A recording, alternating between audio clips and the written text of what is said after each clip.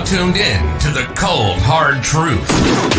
Cayman's #1 hard-hitting live podcast show, where we feature some straightforward conversations on political, social, and celebrity news and all things happening in the Cayman Islands and around the world. This show was created to give the people a voice and a means of being involved and informed without any filters. Sometimes it gets crazy, but we always keep it real.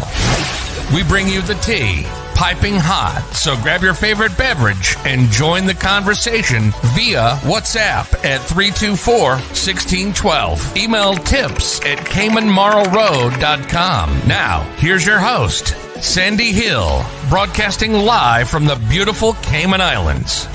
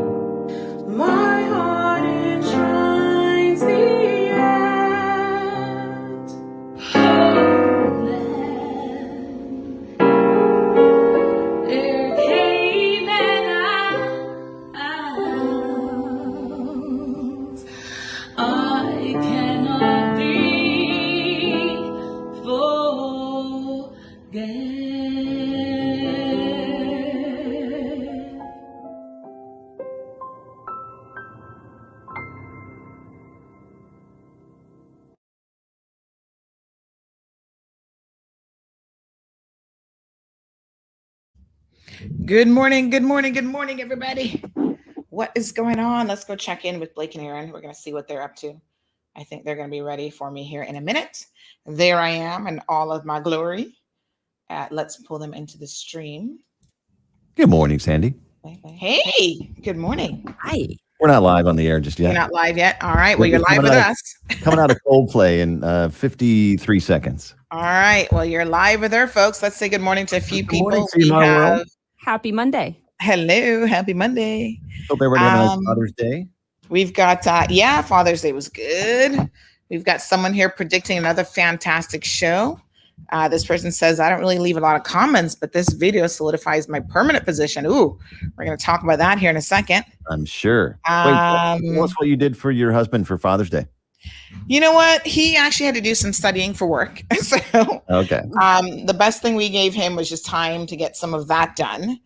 And then we just had a stay-at-home dinner last night. Nice. So he got treated to a little bit of lobster dinner and stuff. Yeah. All right, we're coming to you live. Stand by. All right. Mm-hmm. 106.1 KISS FM, brand new stuff from Coldplay. It's Blake and Aaron, just brought to you by Subway Eat Fresh. Let's bring on Sandy from CMR. Big news. I have some important news for you. Interesting news. It's Blake and Aaron's Spilling the Tea with Sandy. Cayman's top news headlines of the day from CMR. Hello. Good morning, Sandy. Good morning. Good morning. How are you guys doing? How was the weekend?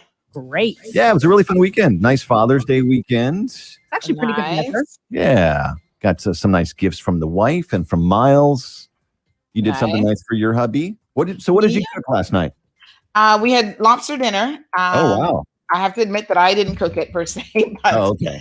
Did order in. Is Sandy, are you a good cook, Sandy? Oh, yes, honey child. What's your best mac and cheese ever? What's that? Best mac and cheese. Oh yeah. You have to have a mac and cheese off one day. I find that it is hard to make like a really good one. Oh my God. I can make it out of the box. But Aaron, you've got to try mine. I have the best. Do you use like crackers for the top? Yes. Cracker-ish. I use a special mixture for the top. I'm into it. But what's happening? Anything happen over the weekend? Oh my God. Are you kidding me? The weekend was crazy. Did something happen?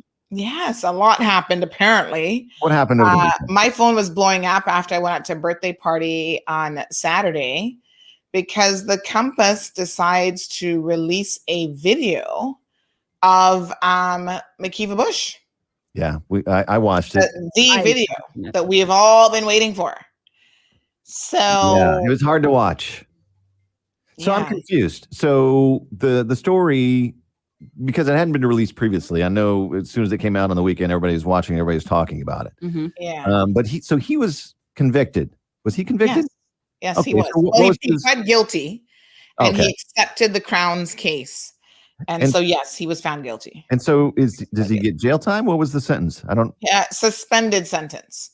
So, in other words, the judge said you should have gone to jail for this, but, given all of these other mitigating factors, your age, your, years of being a minister, an elected official, and supposedly well-respected, blah, blah, blah, we're going to suspend it. So he got a suspended sentence plus like a fine and some community service or something, a curfew at the time. I see. Yeah. So what was that sentence? What would he have gotten? Do we know? I think it was 60 days. I think it was 60 days suspended. Wow. Mm-hmm. Okay. Yeah, I didn't. You haven't seen it. Stuff. I haven't watched the video. I think it would be too hard to watch. I didn't know that this all went down in the kitchen. Part of it was in the kitchen. There was actually 3 different locations, and that's why, if you recall, they had him charged with 3 different common assaults, one for each location, because it was like a fresh assault every time. I always thought he was just, at the bar, sitting at the bar, and then that went down. No, he didn't even make it to the bar because they found the bushes beforehand. Yeah, it was hard to see what was going on in the bushes. Do you know what was happening there when he? Yeah, you know what? I'm going to be honest with you.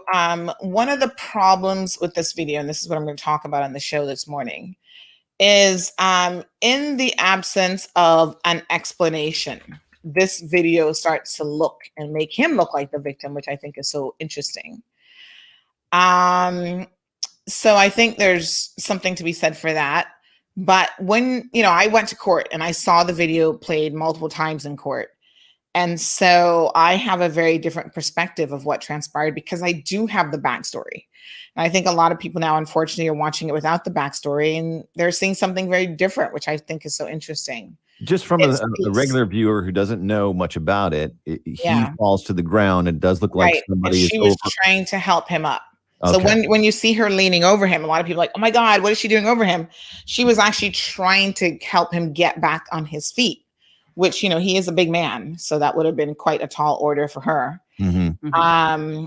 But yeah, it's, she also had her phone in her hand and a lot of people like, what was she doing in the phone? Like people were just questioning, even what she was doing. I don't know who the young man was. I'm assuming he was some sort of bouncer at the bar, but thank goodness for that guy in the kitchen. The one in the kitchen. I think he was just a kitchen worker, like a buster or whatever. Yeah. But he definitely came to the rescue for sure. Yeah. It's pretty wild. It's out there. And so a lot of people talking about it. If you haven't seen it yet, you're going to talk about it on your show this morning. Anything else happened?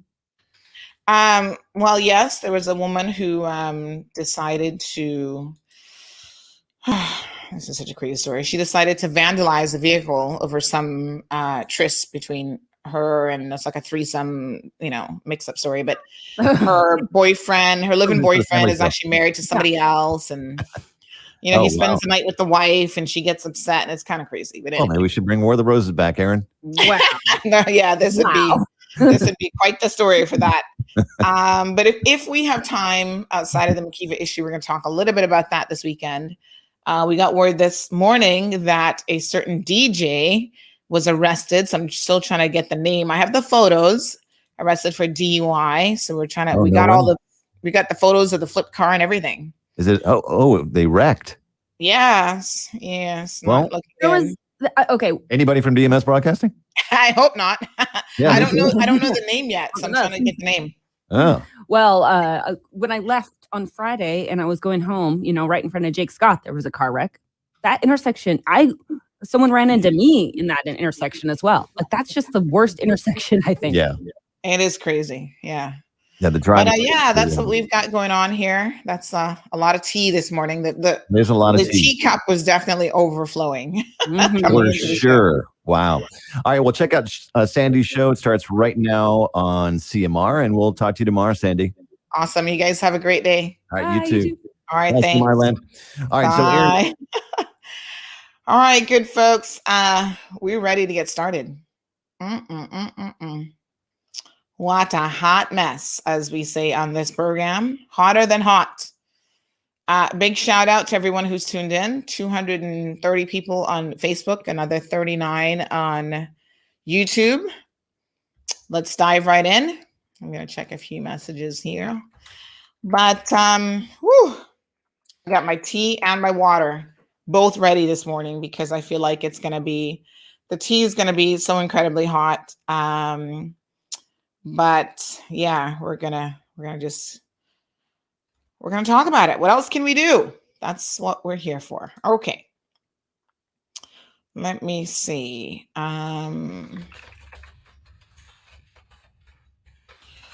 right. So over the weekend, I actually went out to a little birthday party. Big shout out to Charm. It was her birthday on Saturday.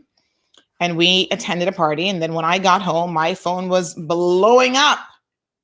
So good morning to all of you tuned in. We've got Marshall, we've got Morna, Keisha, Tommy joining us from the Bahamas. Richie is here. John Levy, Diamond Princess Sapphire, Jake. What's up, Jake? There's Marjorie. Thank you so much for tuning in. Anthony's here. Damaris, Olivia. Of course, Irvlin's got it locked. Larry joining us from New York. Beverly from Florida. Beverly, you travel more than anybody I know, girl. 1 minute you're here, next minute you're in Florida, next minute you're in Paris. Are you still permanently in Paris? So what are you up to? All right, we'll talk about that later. Louis from Detroit has got it locked on. Miss Sue, of course. Irvin says he was the victim. We're going to talk about that. Morning, Brandon. Kathy's here. Jasara, Leroy, good morning. Damaris is back in New York today. Beulah, David joining us from London. Charles is here. Carmelie is here. Gina, Kathy says we need to taste our words before we spit them out. Interesting. Edlin is here. Good morning. Louis says, I have a hot CMR mug myself after a rainy storm. Ready to drink some tea. Mr. Raymond is here. Cayman Vlogs is here. And let us get into it.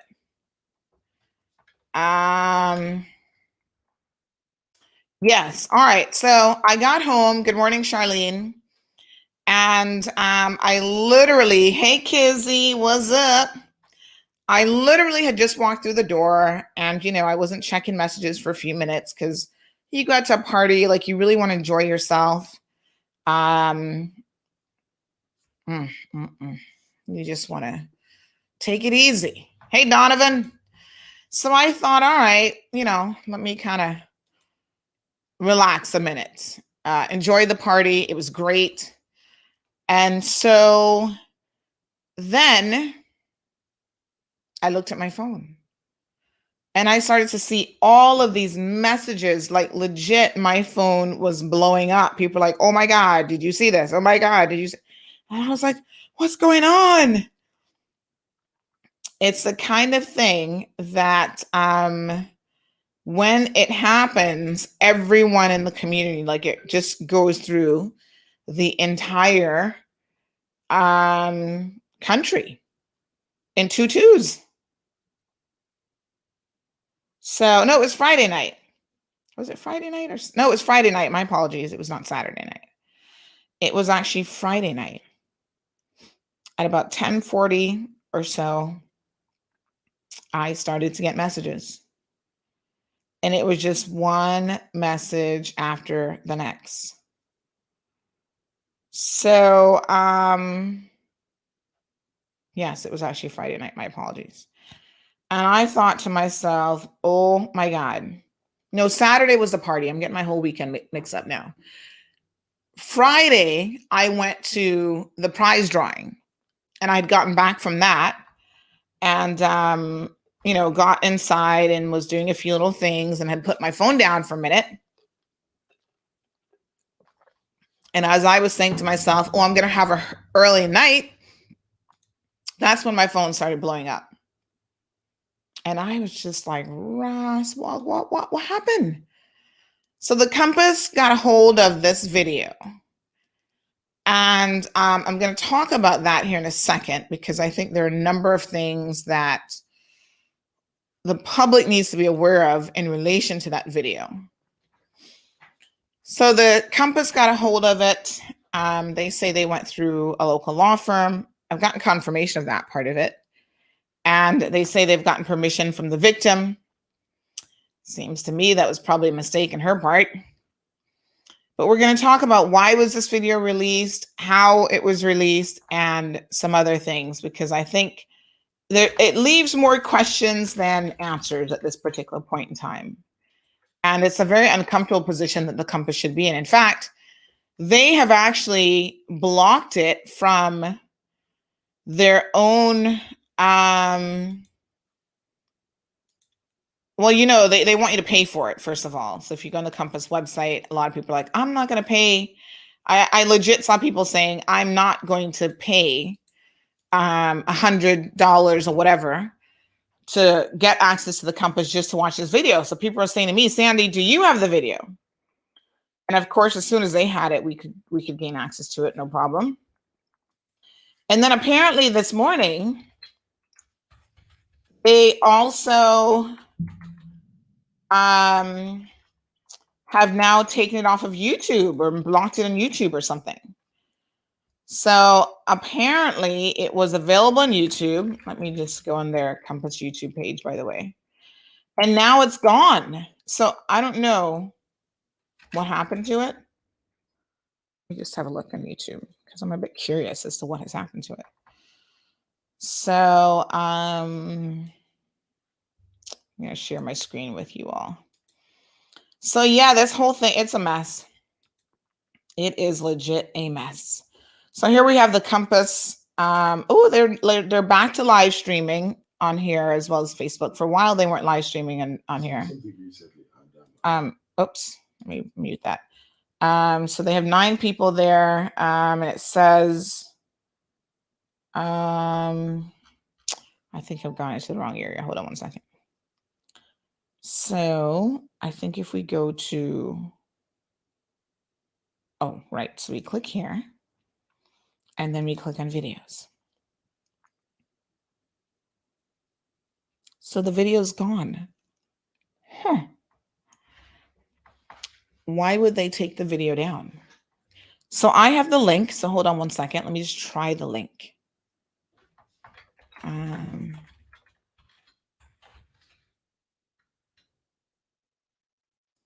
Let me just try the link here. So evidently, they must have taken the video down. Because, I mean, they can't really charge you to watch it on YouTube, right? I guess technically there could be a way to do it.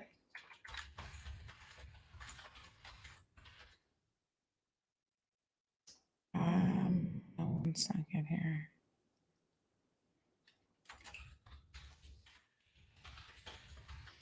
Okay. So let Let me try to remember who had it and what's up. Okay. Apparently the compass is taken down. I'm going to tell you why.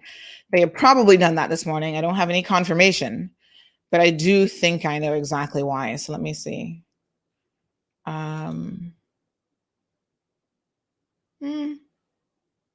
It's still there for me. So this is strange. It's not on their list of videos, but I think the URL still works. Hold on. Let me send it to someone who was asking for it this morning. Let me try this. So it looks like maybe I don't know if they've made it private or what they've done, but you can't actually see it on the lineup of their videos, which is bizarre. But if you have the URL, you can see it. That's weird. I don't know what the compass is doing. Can't speak to that, but it's a little bit unusual. So listen, I got some thoughts about the whole fiasco. And the first thing that came to mind is, why is the compass doing this now? So, oftentimes in this program, I have said it before, you guys have heard me say it. When I say that timing is everything, I really do mean that timing is everything. And so whether you're proposing to your girlfriend or you're starting a new job, timing can be, sometimes in life, one of the most crucial decisions that you could possibly make. So I'm a little bit confused about why now. So they claim that, they've been trying to get it all this time. And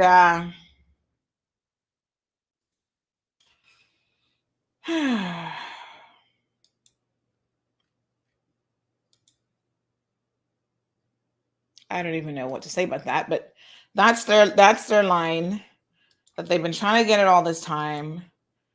And they've only now just gotten it. So because they've only now just gotten it, they are just releasing it. Nobody believes that. This is a problem with that particular dialogue. No one, and I mean absolutely no one,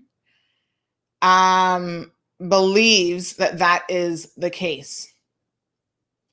Came on vlogs and I must have a huge data plan. So everyone is kind of like, this seems like the progressives or somebody has their hands in this, and this is politically motivated, because the timing just seems a bit crazy. What is the point right now of showing us this video? We have waited. This assault took place in, what was it, February of 2020? So we have waited in excess of a year, gone through an election cycle. He's now back part of the government. There were protests.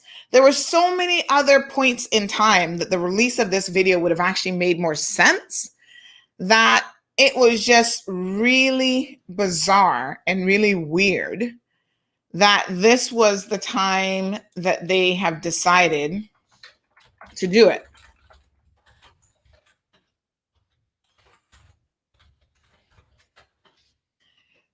So I thought to myself, the second I saw it, I was like, something's off here. And you've got to listen to that like little inner voice, even in the world of politics. The first thought was, the compass did what? Because let me be very frank here. This is the sort of thing that CMR would do, not the compass. This doesn't go with the compass's straight lace collared MO, right? This is more like like what we do all the time. We get videos of people fighting and whatever, and we just put it up. We let you guys decide what's what. The compass has never, to the best of my knowledge, ever in their 40 plus year history put up a video of this nature. Now, I do get that obviously this video is of greater public interest because he is a public official representing the people. So there's that argument. But even then, this seems very unlike the compass. But, you know, we are in desperate times these days if you're the compass. Apparently competition's a little bit stiffer. And so maybe they're starting to adopt some CMR habits. I don't know. Maybe they're seeing the light and the methodologies that we use. So that was my first question, is the compass? Oh my God, my upper stiff lip or whatever was just like jaw dropping. And then the next question honestly was like, why now? So I couldn't believe the compass did it. And then I couldn't believe that they were doing it now. It doesn't make any sense. Hey, Tracy, joining us from Canada. Child, I got my raspberry energizing tea this morning as well. So, here are my thoughts on the why now. Here are my thoughts on the why and the why now, okay? So I think the why is a little bit because the compass, they're losing some traction in the world of news. And so maybe they feel like they do have to be a little bit more edgy and do things that would fall out of their comfort zone. I don't know. They seem to be missing how to connect with people quite a bit. So I've seen them trying to survey. They did a survey the other day that someone sent me. They're trying to survey their readership and ask them, well, what do you guys want us to write about? What do you care about? And it's so interesting that you even have to ask that question, because in my mind, if you're in the space of media and you don't know what's of interest to your readers, then maybe you need to hire some new staff who actually have their ears on the ground and sort of know what's going on, but you know, whatever. So there was that. And that's my thinking on partially the why. And then another big part of this is who is really behind the push to release this video at this moment in time. It oozes of some sort of political influence or someone who is, oh, so John said now they have it published as unlisted. Well, at some point it must have been listed for people to get the URL. So that's a little bit weird, but whatever. So yes, at some, this is so weird. Why would they have it as unlisted? That's stupid. But anyway, at some point in this, I'm thinking this seems very strategic, or attempts to be very strategic. Now, I'm going to also tell you what the outcome in my mind has been, because unfortunately, if it was politically motivated, which I'm convinced that it is, I really think that it has now backfired. Here we are Monday morning. The compass looks bad. Just doesn't look good on them. And whoever was behind the politics of it all, which everybody assumes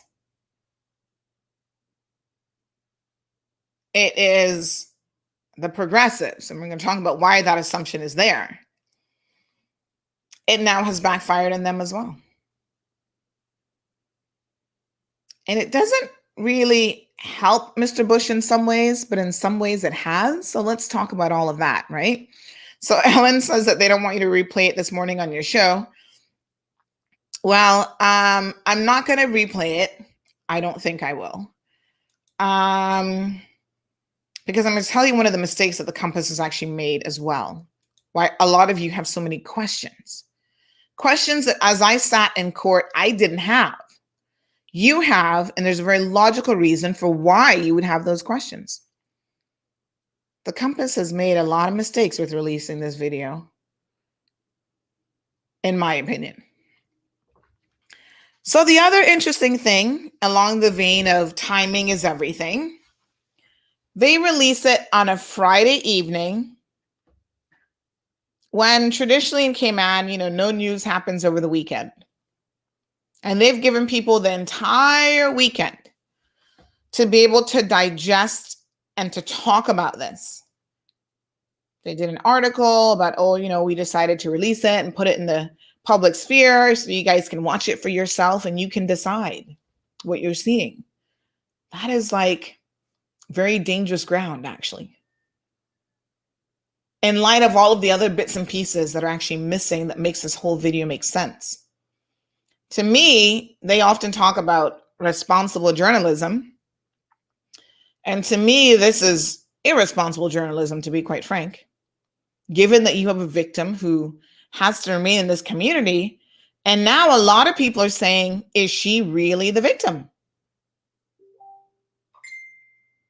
So Vanessa wants to know, why did we sit in the video? I'm going to talk about that here in a second. So this is beyond crazy. So going into a weekend, they release it. Some people are thinking, right, they decide to release it so that, no one can even really respond to this. But the backlash was immediate. People watching it going, what? She looks like she's not the victim here. And this is unfortunate for all victims all over the world, quite frankly. And if the intent, without really knowing what the intent of the compass was, because they say that their intent was just to put it out there and to give people a choice. Okay. If that was their intent, they have failed miserably. If their intent was to be supportive of the victim, they have likewise failed miserably, because this has done neither of those things.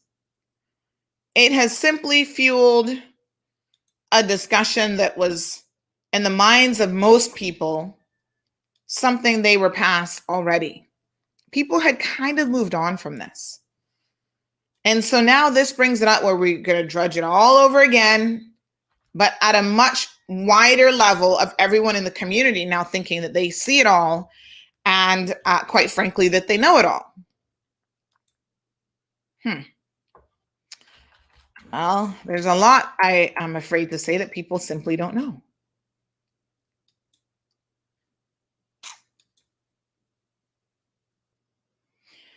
So we received a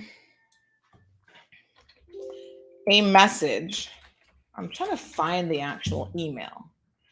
But we received a message shortly after the election that said, I have the video. Sandy, I have the McKeeva video. Do you want it? Now, this is particularly interesting because the Compass claims that they had to go through all these legal steps. And I'm not saying that they didn't go through those steps, because rest assured they did. But I question whether those steps taken with Nelson and Co., the attorneys at law, were just to try to legitimize the real reason, or not legitimize, but to cloak the real reason why the video was being requested, and to, in fact, shield the people in the background.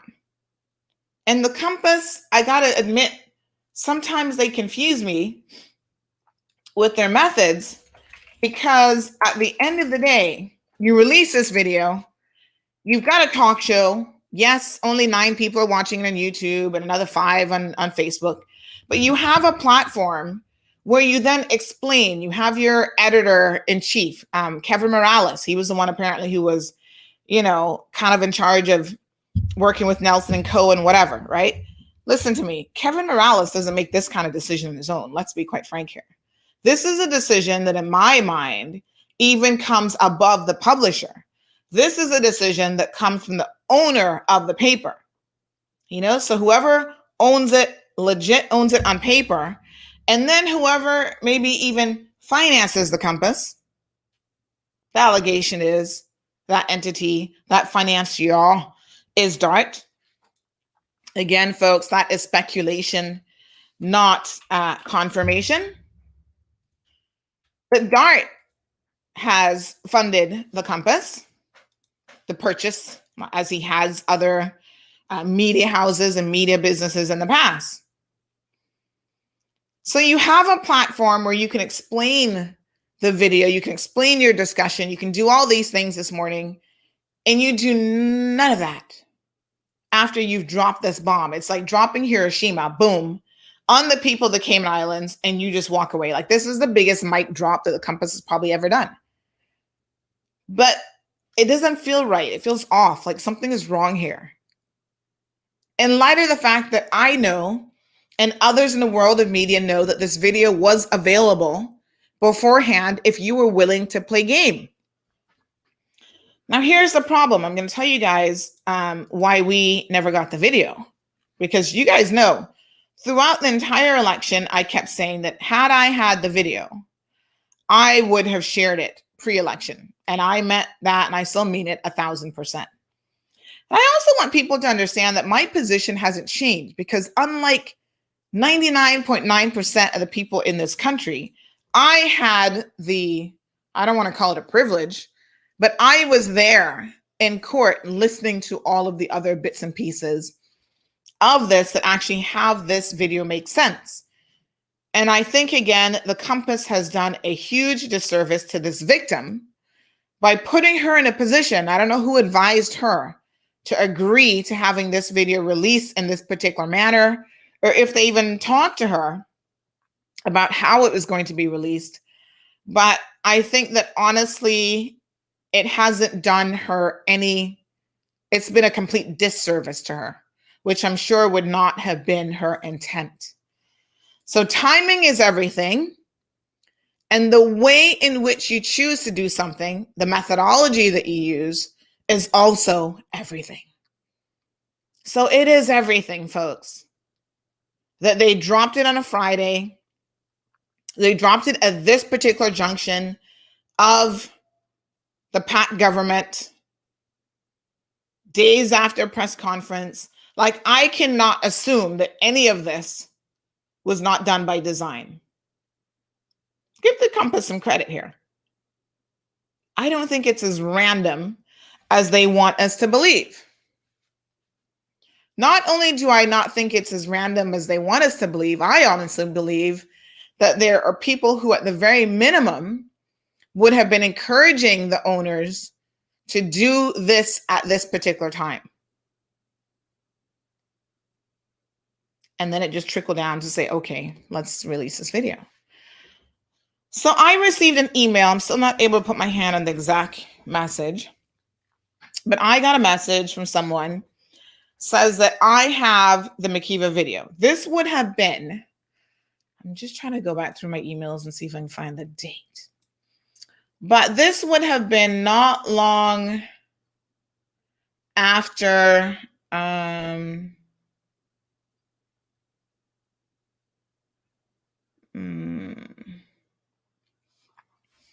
this would have been not long after the election, and then the horse trading that went on, and the PACT government was finally formed. And like, I want to say that day or the day after the government was formed, I got a message from someone who says, I have the video, the McKeeva video. Do you want it? And the very first question I said to them is, why now? The same question I'm asking right now. So I'm just trying to go back in my messages. Like, it would have literally been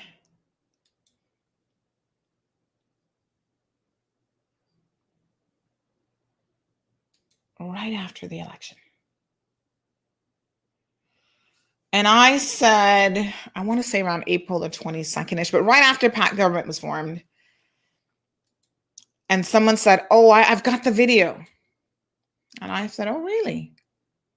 That's good. I'm glad you got the video. But why now? Because I think that this person, whoever it was, and it doesn't matter who it was banking on the fact that CMR is predictable. Y'all should know by now that we're really not predictable. So they assumed that we would have been like, oh, yes, give us the video because we've been asking for it. That part is true.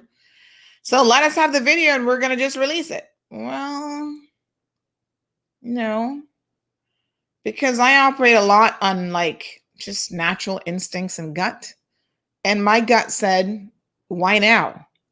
The same question I'm asking now with the compass. Why now? So it seemed perfectly timed that someone wanted this video to come out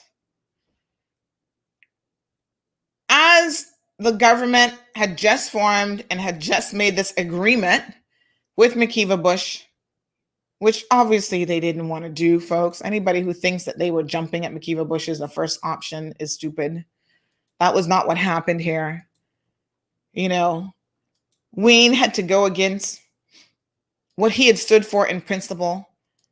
But the alternative at that time was to allow the progressives to take control of this government and run amok yet again. So the alternatives were allow the progressives to get back in with allegations of a lot of side deals and corruption and all sorts of ridiculousness, or you work with one man who you put some things in place and you require certain things of him to try to keep him in check, which is better for the country.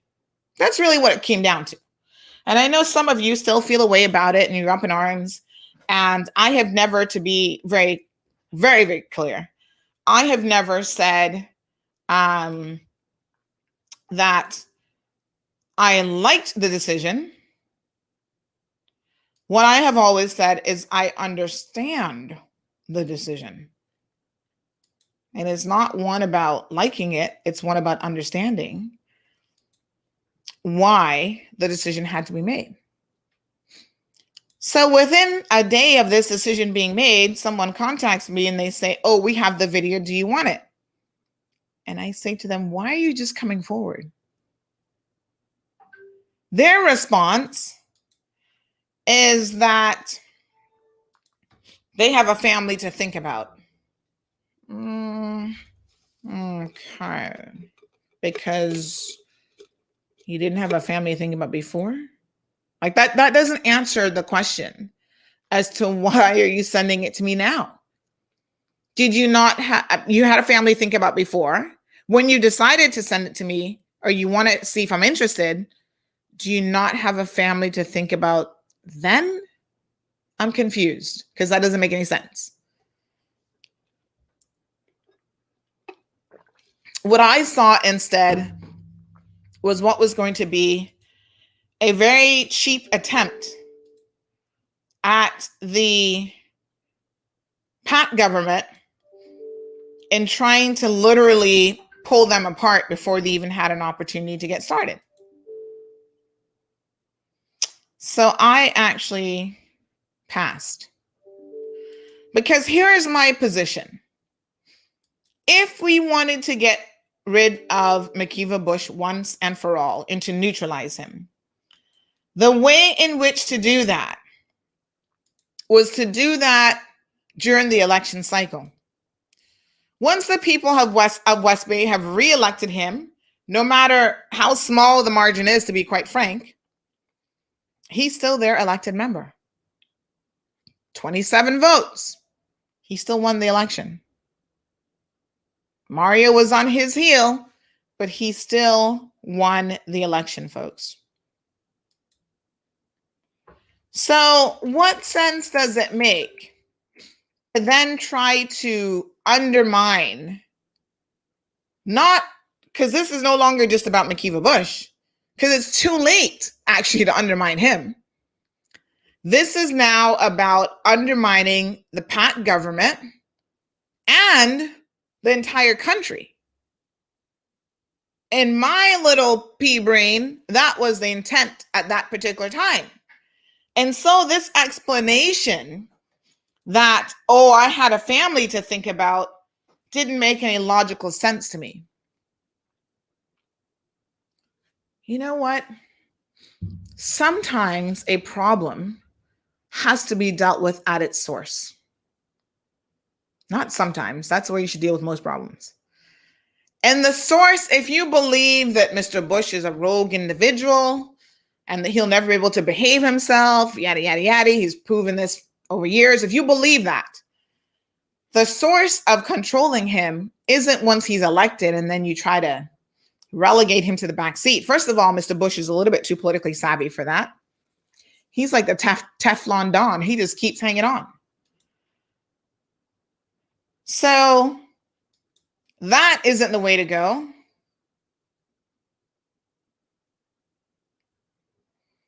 The way that you do it instead is to simply not reelect the man. And then he has no political power. He can't do anything. He sits on the front porch or he joins Alden on the rocking chair out on the farm.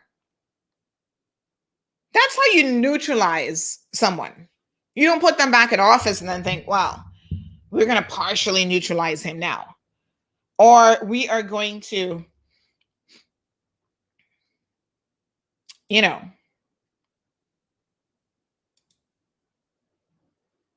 not have him help to form a government, because as you can see, the numbers were so tight that there was no way that that was going to happen. So we passed on the video because the timing seemed off. Something wasn't adding up. Okay. So there was that. All right. So fast forward now to Friday night, and this video comes out, and I'm asking myself the same question. Why now? I'm going to give you guys the backstory as to what I think is happening. My ears on the ground. They smell, the progressives are desperate, and they smell a little something. Let me read some of your comments. Good morning, Miss Judy. Marshall says, I saw the video. I would not consider her so much of a victim, not after seeing her chasing him around and her friend videoing the commotion. Why was she chasing a drunken man who had previously attacked her?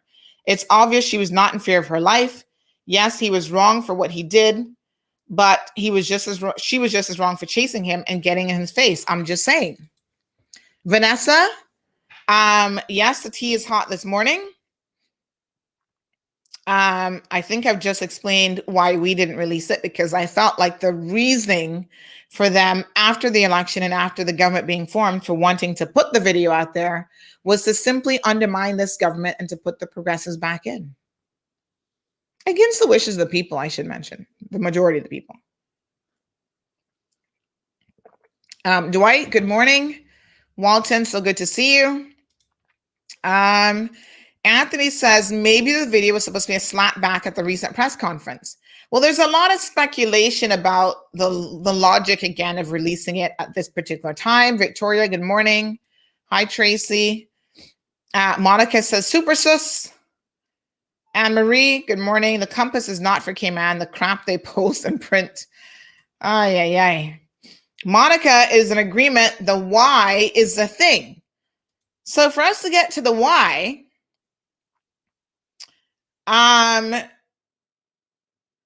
we have to understand the timing and what else has been happening in the background. So Monica, I agree with you.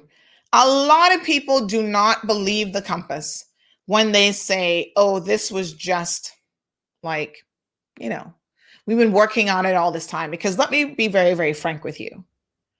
If I potentially had access to it post-election, I'm sure the compass, with all their resources and mega millions in the bank, had access to it before. Wendy Ledger can confirm that it was being shopped around to her. So people actually have this video, whether or not it came through official channels or not, I don't know. But the video was out there. Now, there had been some discussion about whether or not the victim wanted the video released, and apparently she finally decided to agree that the Compass should release it. Well, this is one time that I'm going to say that this victim probably isn't all that bright. Because I tell you what, had she thought about it for a minute, and when you're not all that connected to the Cayman community, like the people that actually vote McKeeva Bush in, this is the kind of mistake that you make. Probably the last people in the world that she should have had release it would have been the Compass. Let's just be honest. Because people don't trust the Compass. People don't like the Compass. When I say people, I mean Caymanians. Their following, I guess, is largely a foreign population. I don't think that anybody can disagree with that. And I'm not saying that there's anything intrinsically wrong with that. What I'm saying is, when this victim has to live as a status holder in this community, and people know who she is, and you have voters who are now making a decision about their support or not of the victim and of McKeeva, having the Compass be the venue which you release it was probably not the brightest thing in the world to do. And then I want to talk about this for a second. Yasmin agrees. Good morning, Sandy. Exactly. It makes no sense to publish that video when the time was right. The Compass did not. Nonsense. Hi, Kathy. Kathy says, Grand Rising, Sandy. You have great discernment to continue to expose. Truth always prevails. Listen. One thing God gave me was a little bit of a gift of discernment. They say, you fool me once, shame on you, but you're not going to fool me another time.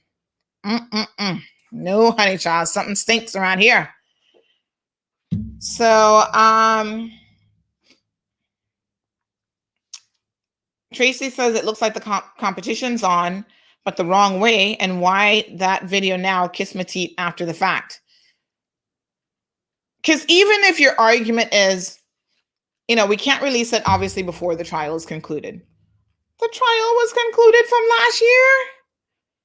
Do you guys not remember the judgment? Hold on,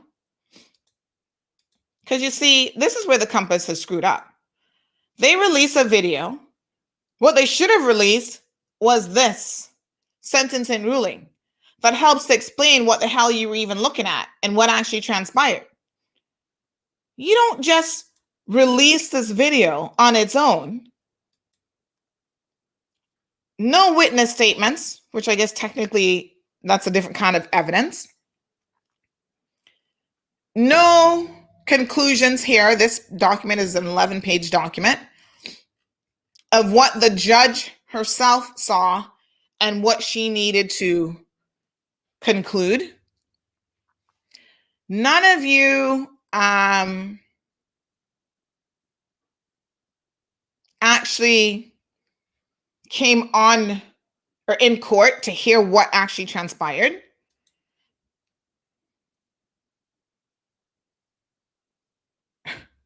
Victoria says, I don't know, but looks like they're talking about male role models over on their channel, but I'm not leaving your show for them.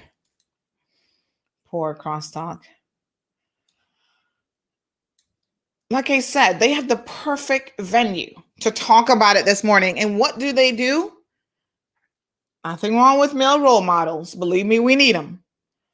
But on the vein of that, they don't pick up on this conversation. Like, I don't even understand what the Compass does. I don't understand how they use their platform because it don't make no sense. You drop a bomb and then you just walk away like nothing has happened. For the last couple of weeks, they've been talking about sexual harassment, which is a very important topic. And I thought to myself, well, maybe this, in their mind, is a continuation of that discussion. Hmm. Not quite. I mean, assault, yes, but this isn't sexual harassment. That's not what this is. So that also didn't really quite make any sense. And I know why, as I've told you guys, the discussion sexual harassment is taking place. Because a political candidate, which, you know what they should do? They should just have Kathleen talk about her experience with this political candidate. She felt so aggrieved by it that she actually went to the police and reported it. I don't know if the police intend to do anything about it, or if they've just told her, well, he's not committed a criminal offense, but it does go into the realm of sexual harassment, which unfortunately isn't a criminal offense in this country necessarily. Maybe that's what they told her. I don't know. But I know for a fact that that is why they have taken up this topic. And I think it is a well-placed topic, and it's one that definitely needs to be discussed. So absolutely have the discussion. But if you wanted to be transparent, Kathleen, you would just tell the people why you're even having that discussion and what you yourself experienced at the hand of a political candidate in this country who shows up to a job interview for crosstalk and then brings up the conversation about his manliness, his parts, so much so that you are offended that you call the police and report him. That's quite serious. For a woman to feel so aggrieved at a conversation, for her to then file a criminal report, folks, you understand the level of what we're talking about? So I get why they're having this discussion about sexual harassment in the workplace and so on. Sometimes you got to be transparent. Not everybody likes it, but try it on. Tracy says, why did they release it at all? Politics aside, it would have served to be shown so many other times than now. It makes no sense. What will they gain after then getting the Miss K-Man contest canceled? Surely that can't be it. Well, the contest wasn't canceled, but we're going to talk about that here in a second as well. So the timing is off. I think the Compass has made an egregious mistake by releasing it with no other information. Debbie says, why now? The Compass is getting desperate. So that is the general consensus. Why now? Desperation with the Compass. But people think that there's an overarching desperation that is probably politically motivated. And again, given that there was a government press conference this week, there was an opposition press conference right before that on Tuesday. We know that the government is going to have their hands full over the next 4 years with the opposition. Because when Alden isn't on the farm plotting his next move against the government, he's busy holding press conferences, trying to tear them apart through the mouth of Roy McTaggart. So, Mr. Bush continues to struggle with his sobriety from what CMR sources have heard. I would suggest to him that he stays in counseling for the duration of his life. Okay? This is a little dose of the cold hard truth here. And I know y'all gonna run back to Mr. Bush and tell him he might even be secretly watching the show this morning. I don't know. But if you really cared about him, and this is what I don't get, right? Those of you who claim that you care about Mr. Bush, you're his top fan, you love you some McKeeva Bush. You can't love the man that much if you're not willing to tell him, my brother, you got some demons. And your demons are very difficult to control. Whatever the source of them are. You've said you struggled with the loss of your daughter, no doubt. I cannot imagine losing a child. You struggle with the loss of your mom, which is probably like, 15, 20 years ago, whatever. So you struggle with death.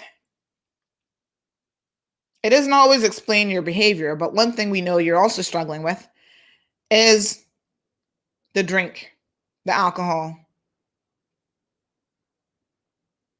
And I'm a little bit sympathetic, not because I have ever struggled with any addictions like that myself,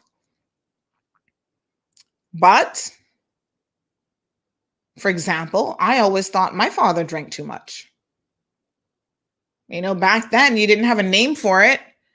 You didn't necessarily say, dude, you're probably an alcoholic because you like to drink a little bit too much. But from the little that I can recall, there were times that he definitely overindulged. Now, I don't recall him being a mean drunk, but maybe I just didn't see that side of him. But I think a lot of times drinking and violence and loss of control definitely go hand in hand. And you get help. You know what I'm saying? If you love this person, you say to them, go to AA. Your entire life, you need to be in therapy, because some people will always struggle with addictions. No matter how much counseling they get, they're just one drink away from a situation.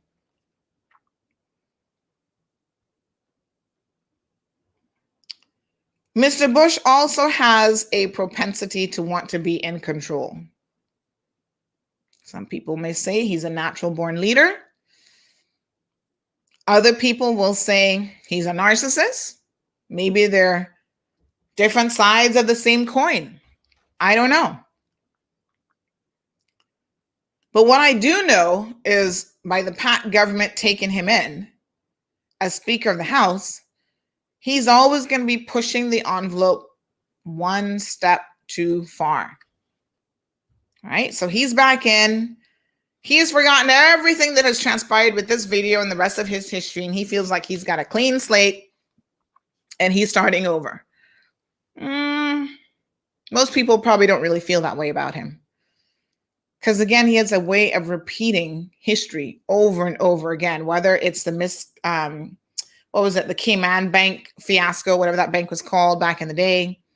There's always these questionable decisions that he makes throughout his entire career, and he seems to do it when he's at his professional height. So you're back in the speaker chair. It's like he forgets, that I've just screwed up in the last term. Let me just relax myself, ride out the last 4 years, and then I can ride into the sunshine of retirement with some dignity. He gets back in the saddle and it goes right back to his head again. There's something that has to be said for humbling yourself once you have made the number of mistakes that you've made in your professional political career. And I don't really think he gets it. And that's unfortunate. Because I think what that means is he's destined to screw up again. I pray that I'm wrong. But just speaking from someone who's witnessed a lot in my short lifetime, I kind of see it coming. I kind of see the pushiness, the demands. I want this and I want that. And so the talk on the street for the last couple of weeks, and this is where now I want y'all to put this in context of the dropping of this video at this particular time, the talk on the street is that the PACT government isn't giving McKeeva everything that he wants. Now, let me try to break it down. So the PACT government has to work with him. They put certain things in place to bring him on board. They didn't approach him. He was brought to them by another independent to say, let's work with McKeeva. We don't have a choice at this point, right? We need to form this government. We need to do so with a we can't just have a one-person margin, because then the progressives, still in our asses, are going to be making all sorts of arguments that, this isn't constitutionally right, blah, blah, blah, blah, blah. So you guys remember, the plan was they were going to put Miss Irma Arch in as temporary speaker so she could prorogue the House, get things rolling, put McKeeva Bush in then as speaker, and they would go from there because the margins were too tight otherwise. And you saw how pushy, even during that swearing-in ceremony, the progressives were putting forth Barbara as Speaker of the House, putting her forth as Deputy Speaker, and so on and so forth. They're going to be on their asses like white on rice the entire 4 years. They have nothing else to do, apparently, because they're definitely not working in their constituents to better the lives of people. But that's a whole other discussion that's coming. So McKeeva goes in there. They say, right, we don't have a choice but to work with you. Welcome, Mac. Now, we would like to request a certain number of things. We want you to donate some money every month out of your salary. We want you to commit to doing this. Da, da, da, da. All right. Don't think McKeeva didn't come with his little list. Okay, then. Let me see. And here are my list of demands. I would like to have control over this. And yes, I'm Speaker of the House, which in the Legislative Assembly makes me politically impotent. But I don't want to be politically impotent. So, I've got to represent my people. And so therefore, there's certain things with planning that I'm going to want to be able to do. The progressives say, No, Bobo. We don't know what kind of arrangement you and the progressives had. Let me stick a pin right there and repeat myself. Did y'all not hear me? We don't know what kind of arrangements you and the progressives had when they took you on board, because what we do realize is that your lawsuit against the government went awfully silent. There were rumors that the progressives had agreed to settle that and to pay out millions of dollars.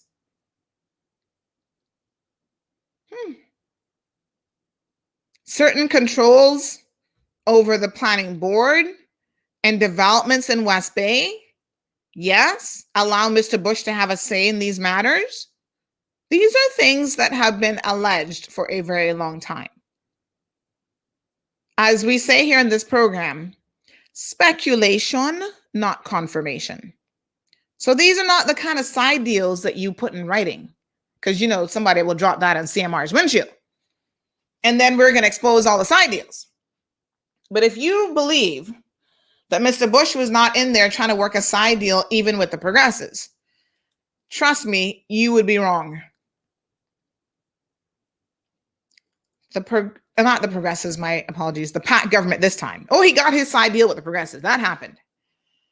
So now he says, he comes with this list of demands, and, the PACT government goes, no, Bobo, not today. We're not about the side deal life. We don't want to come across as being a corrupt government, which just smells of corruption. That's not how it's not supposed to work. It's not constitutionally right.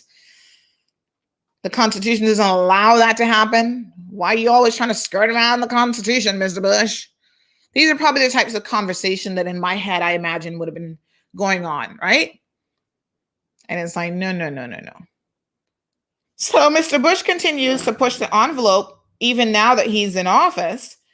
As time goes on, he becomes more and more brazen as time separates him from the incident and from the stark reminder that, sir, you only lost by 27 votes. Let's be very honest here. A lot of people understand that had Mario Ebanks had more time than he had, because he was one of those that came out a little bit later because of having to wait to resign for his job and then the government calling an early election, McKeeva might have very well have been a thing of the past. 27 people is literally like 5 households in Cayman. Seriously. In West Bay, it might be 2 households. Because, granny, everybody living together. So that's not a whole lot of people. That is not a great comfort. He's also been shopping around some of his colleagues that were not successful in their political bid. On the government, well, I want them to have to give so-and-so who wasn't elected a political analyst job, or this position or that position, or put him on a board. Because, y'all like to get on boards because you're freaking lazy. Some of y'all. And looking for an easy paycheck.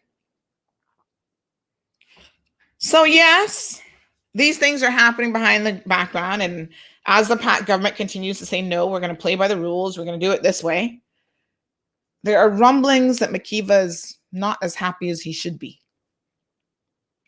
The progressives are well aware of this. They're there sniffing around, looking for anything they can sniff. Y'all know Juliana. You can't trust her as far as you can throw her. And trust me, you can't throw her any at all. And given that there were a few PACT members who were flip-flopping until the protest began, there are people who also question their loyalty. So the progressives has a belief, because of a combination of these things, that they still have a chance of going in there and unseating this government. Mark my words, Caymanians. Listen to me, my fellow Caymanians. Hear me and hear me good. You think the progressives is going to allow this government to sit in there for 4 years if they can help it? They will do anything to unseat them.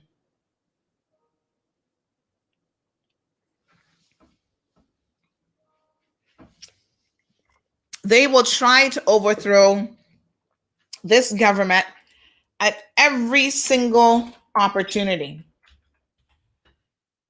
whatever it takes, by any means necessary.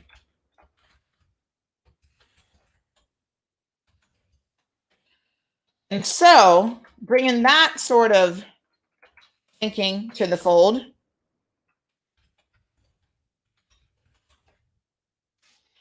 I have to believe that this situation with this video is kind of in line with something that the progressives would do. Now, they say it ain't true.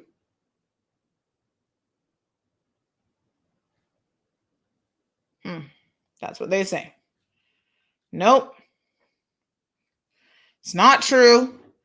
It's interesting, though, that they immediately, by Saturday morning, had a press release issued to deny that they had anything to do with this, because everybody in Cayman is like, oh, we know how desperate the progressives are, and this stinks. This is like got the proverbial stench of desperation. And who is more desperate in this country right now than the progressives, honestly?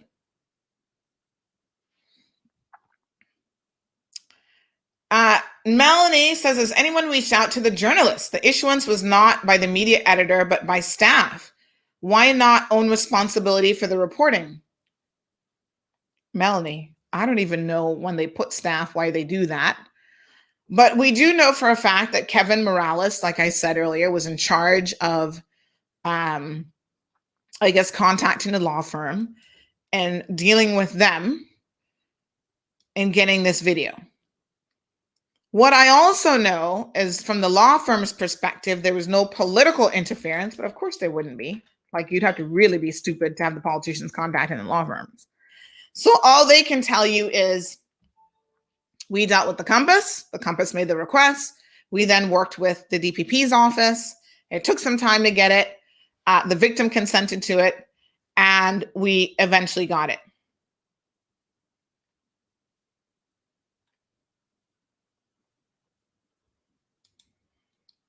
The behind the scenes situation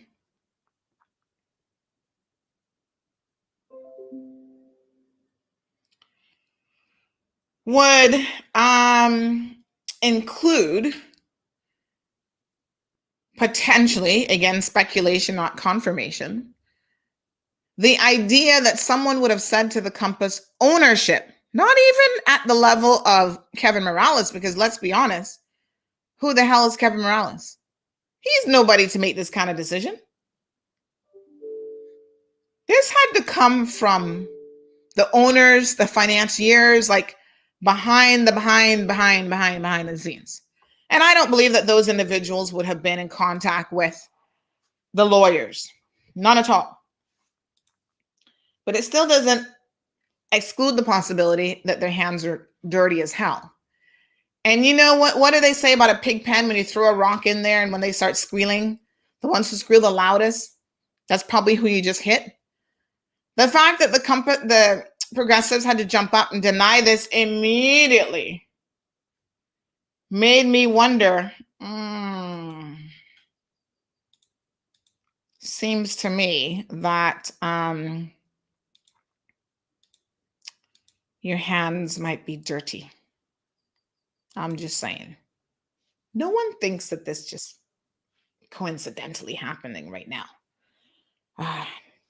Ahead of them trying to pressure the government to reopen. And then when the government says, they're reducing the quarantine down to 5 days, oh, what the hell are you doing? What are you doing that for? Well, weren't you just claiming that you had a plan and that we must hurry up and reopen?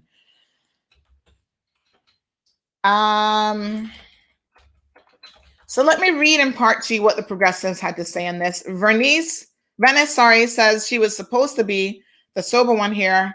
Why did she push you hard to keep the heat going with a drunk man? Let's get into some of that. Certain people cannot stand to see our West Bayers having a surprise party, and they did not get a personal invitation. Okay, so let's talk about this. Over the weekend on Saturday, there was this event planned. I don't know when exactly this is planned, but there was this event planned to celebrate Miss World, who is a West Bayer.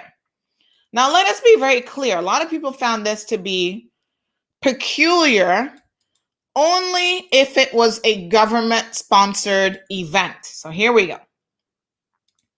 The reason why they were asking the questions about this is Miss World is not a government entity any longer. It is privately held by Miss Pamela Small. Is Pamela from West Bay? I kind of feel like she's a West Bayer as well.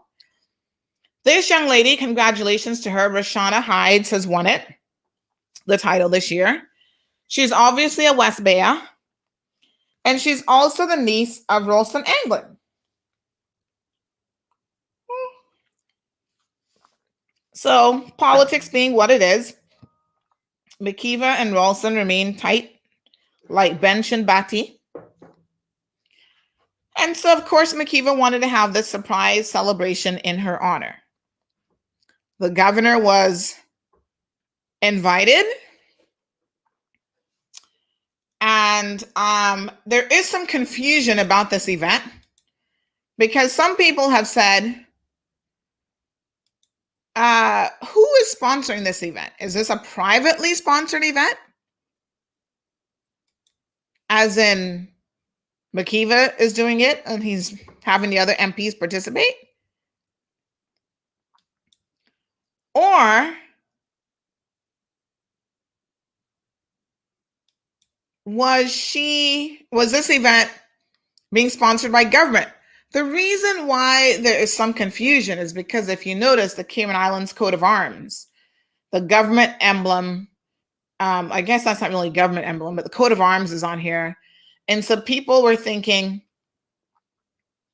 does that mean that it was being co-sponsored or paid for by the Cayman Islands government? If you don't recall, the Miss World pageant was Miss Universe made the decision years ago to release the Miss World and not to participate in that pageant any longer. And now it has been taken over by a private citizen and it is ran as a private pageant. One day we got to talk about the world of pageants in Cayman, y'all, because y'all need a wake-up call when it comes to pageants. But this beautiful young lady won, well-deserving, I'm sure. And because, she's a West Bayer, McKeeva's a West Bayer. Her father and McKeeva are good lifelong friends. Ralston's niece, yada, yada, yada. Pamela Small is a West Bayer. All the connections are there, of course. That means that McKeeva would be interested in hosting such an event. No issues. But because of the fallout of this video, apparently the governor who was supposed to be making an appearance, you all know our poor little governor, child, he not into too much controversy. He was like, oh, good Lord. Oh, my God, no. Bring my afternoon tea. I can't take this drama in the Cayman Islands. What is wrong with these people? He canceled. Now, I'm not saying he canceled the event. What I'm saying is we know that he said he's definitely not coming to this event. And I think that because he wasn't coming to the event, the organizers then decided to cancel the whole thing because it kind of looks stupid that the guest speaker or whatever he was going to do, make an appearance would not be coming. And then the fallout of this video is that a lot of the MPs in West Bay who are already not comfortable with McKeeva because they all kind of ran on a platform like, we don't really want to work with somebody who has a reputation as being a woman beater. The Compass drops this video, and then you're kind of like, maybe we don't want to do a celebratory event the very next day. The progressives made a statement on Saturday from Roy McTaggart saying that he's been asked to comment on the video, which, by the way, the Compass releases the video, and then they reach out to politicians, including Mr. McTaggart, Wayne Pant, and others. Oh, comment on the video.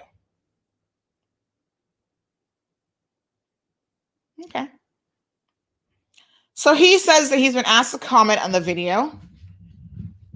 And as part of their series, this is how they, again, as part of their series on sexual harassment.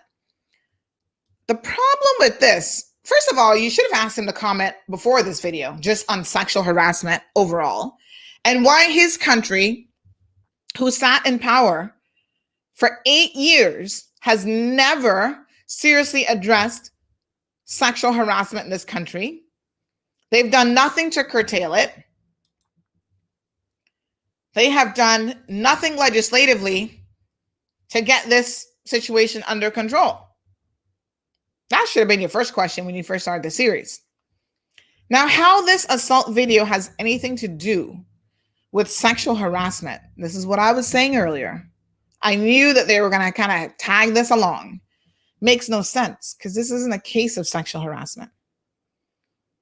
This woman says that she has been victimized by Mr. Bush before, mostly verbally when he's had one too many drinks, calling her lesbian and saying all sorts of things, but that isn't sexual harassment.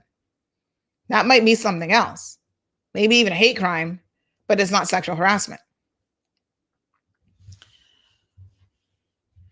So that's strange that they're saying, oh, this is part of their series on sexual harassment. There could have been so many other things that they could have gotten a hold of that would actually fit the bill a little bit more in terms of that. Then Mr. McTaggart says, firstly, this video reminds me why the progressives refused to campaign or form a government with Mr. Bush following the elections. Now stick a pin in it. Jesus, please help me out here.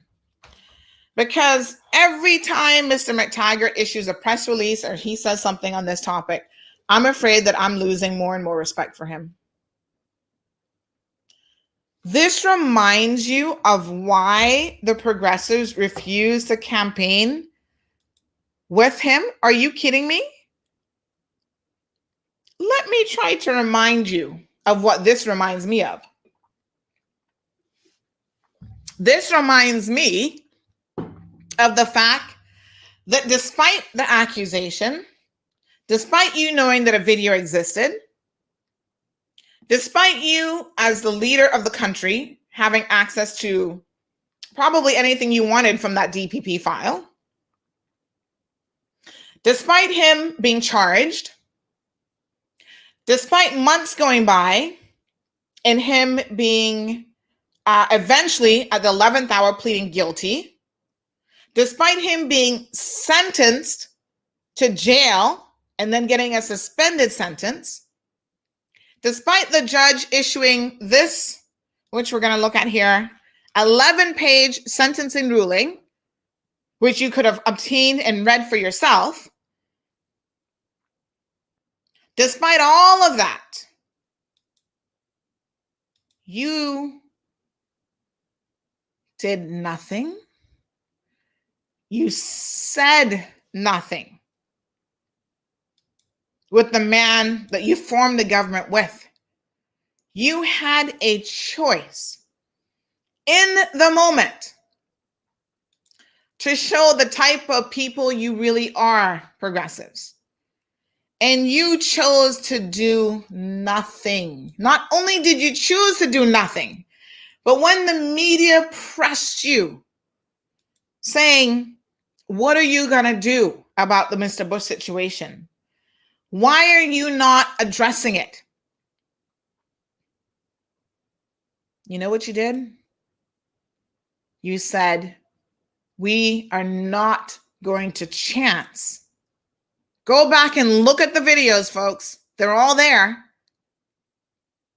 The premier at the time, Alden McLaughlin, said we will do nothing because we cannot pull this government apart. Charlene says we're not all stuck and stupid. Well, evidently, Mr. McTaggart think y'all stupid because he doesn't want you to believe anything before the election. Because at that point, it became an election hot topic. You guys remember here, every single candidate we had on, we were asking the question where we were saying, you know, would you work with Mr. Bush if you got elected? And all y'all were like, all the candidates, oh, hell to the no, I'm not running with him. So, of course, the progressives were sort of paying attention, and they're like, oh, no, we're not going to run with Mr. Bush. Now, you know, sometimes the progressives actually insult me because they think we're stupid. They really do think we're stupid. Because when the PACT government had to use him to form the government, because that's what it was a bit of it's like a parasite. The parasite needs the host and the host needs the parasite. It's a symbiotic relationship. You got to do what you got to do. They want you to believe that if they were in the same position, that they wouldn't do the same thing. Oh, try and hush. You're all a bunch of fools. Everybody know you would do the exact same thing because you've done it before. Thank you, Twin of Us. Love the camera. Yes, I decided to swap out my cameras last week. I bought this camera with the purpose of it actually being the primary video camera. But you know what? I was using a Canon and kind of got used to that. And I was like, But finally last week, I was like, let me just follow my mind. And everybody likes this camera. It gives a much softer, it's a better video camera, I think, than the Canon. But I love this Sony camera because it actually takes really good photos as well. Don't tell my husband, but I would actually like another camera. But Lord Jehovah, don't tell him. Whew, he's going to kick me out if I buy another piece of equipment around here. Anyway. So yes, this is the ridiculousness that they want you to believe that they would not have done the same thing. And on top of it, they prorogued is that the right word I'm using here? Prorogued? Well, they basically called an early election and got rid of, I think it's the opposite of prorogued. They dissolved the House, that's the word, simply because they did not want to deal with the McKeeva issue. So what are they talking about? That this reminds them of why they refused to campaign or form a government. You couldn't form a government with him because you just didn't have enough people. And by then you'd kind of pissed him off the way you went on during the campaign. But we know how this political thing works. You piss him off and he'll still be your friend if the pot was sweet enough, but you had no bargaining chips this time around, with all due respect, Mr. McTaggart. So I don't know who you're trying to fool about. This reminds you of why. Well, it reminds me of how you sat by for a year and a half practically and did nothing, said nothing. People were in the streets at your doorsteps of the Legislative Assembly protesting. You doing nothing, and you still did nothing. And now you're reminded of why you refused to work with Mr. Bush?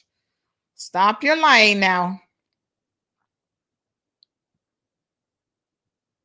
Then they want you to believe that they could have come to an agreement with him to form the government, but chose not to do so. Again, y'all a bunch of liars. You need to tell the people all the horse trading that you were doing, how you're trying to pick people off, how you're going to Wayne Panton, saying, Wayne, we can work together to form your government, but we want the premiership. We want this, we want that. They're making too many demands for somebody who actually wasn't really in power.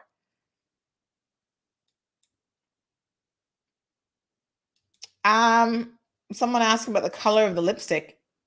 It really goes with the blue, right? Like two very bright colors. I'll get it for you and I'll let you know what it's called. Yes, child. When I know I'm gonna be a little bit extra. Y'all know I have to come with the extra juicy lips because I want y'all to not just read my lips. I want y'all to really listen. Hello, Miss Iva. Thank you for the mangoes. Girl, you know I sat down and had about 3 of them last night. Delicious. So, the statement then by the progressives goes on to say, secondly, this is not an issue that we would use to gain political advantage. Liar, liar, pants on fire. We wish to categorically state that we were not aware that the Compass was publishing the video until after the fact. My final point is a personal one. It is especially important that everyone, particularly our young people, understand the type of behavior displayed in the video is not acceptable and cannot be condoned. As a society, we have a lot of work to do. Oh, stop it, stop it, stop it. How about violence and harassment? Really? And in 8 years, you didn't address the issue none at all? That's a lot of work. You certainly didn't do anything about it. Not only that, Mr. McTaggart, but if it's so personal to you, you could have broke rank with the progressives on this issue and at least expressed yourself, your disgust at what the allegations were. You did none of that. So I don't want to hear nothing, no. Honestly, all of your female members, including Juliana, including Barbara, including Tara Rivers, of the last government, did and said nothing. So now you want me to believe, you want the people that came out to believe this hogwash? No, honey child. That's only because there has been a backlash against why is the Compass doing this right now? Seriously, what is this all about? It stinks of desperation. Now, we all believe the Compass is desperate. We know that. Their numbers are falling and, you know, they can't be happy not being the millionaires in the media business. People are refusing to subscribe to their platform. People are refusing to sometimes even advertise now. They've always had a little bit of a preferential relationship with the Compass, with the progressives. And honestly, everyone is aware of that because even when Cayman 27 went away, what was the first thing the progressives did? Oh, we're going to make a sweetheart deal with the Compass where them and GIS are going to work together. No one quite ever understood what that deal was and how it worked, but they made this grand announcement that the Compass was going to be getting, excuse me, a little bit of gas there. The Compass would be getting preferential interviews and whatever. We see how the last government operated with them. In the end, it still hasn't been enough, really, the irony of it. But that's another reason why no one in their right mind believes that the progressives didn't have their paw prints all over this. They say they don't. All right, whatever. I don't necessarily believe it. Most of the people didn't believe it or don't believe it. And I think what they were assuming is that the backlash would have been in a particular direction. And as it turns out, I'm very surprised that the majority of people are now blaming the victim. They're saying, why was she pursuing him?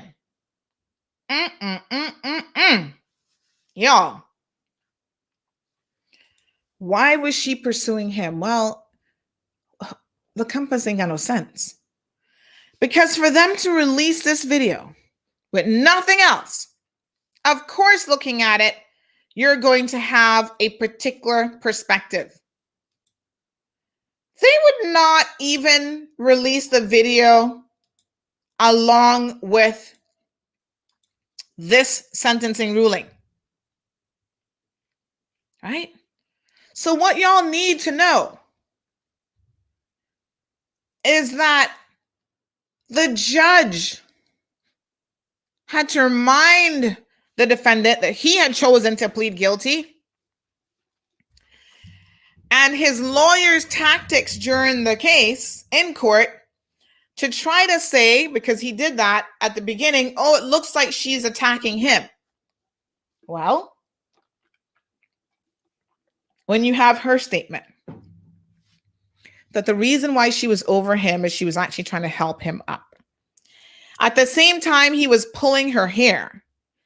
She was trying to make the first of multiple phone calls to Richard Parchment to come and get him.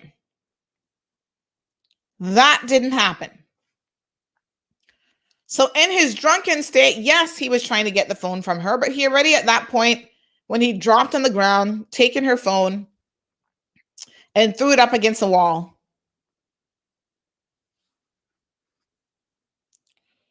She wasn't attacking him, folks. Let's just be very real here. But the Compass has created this firestorm with this video where you put a video out there with no explanation of what actually happened. He was still trying to deny count 1. Y'all reading it? And the Crown said, Your Honor, if this man wants to deny count 1, because you're either pleading guilty to the whole thing or we're going to trial. But if he is minded to deny count 1, because they did 3 counts here. The first one is when you see him falling down and where she's trying to help him get up.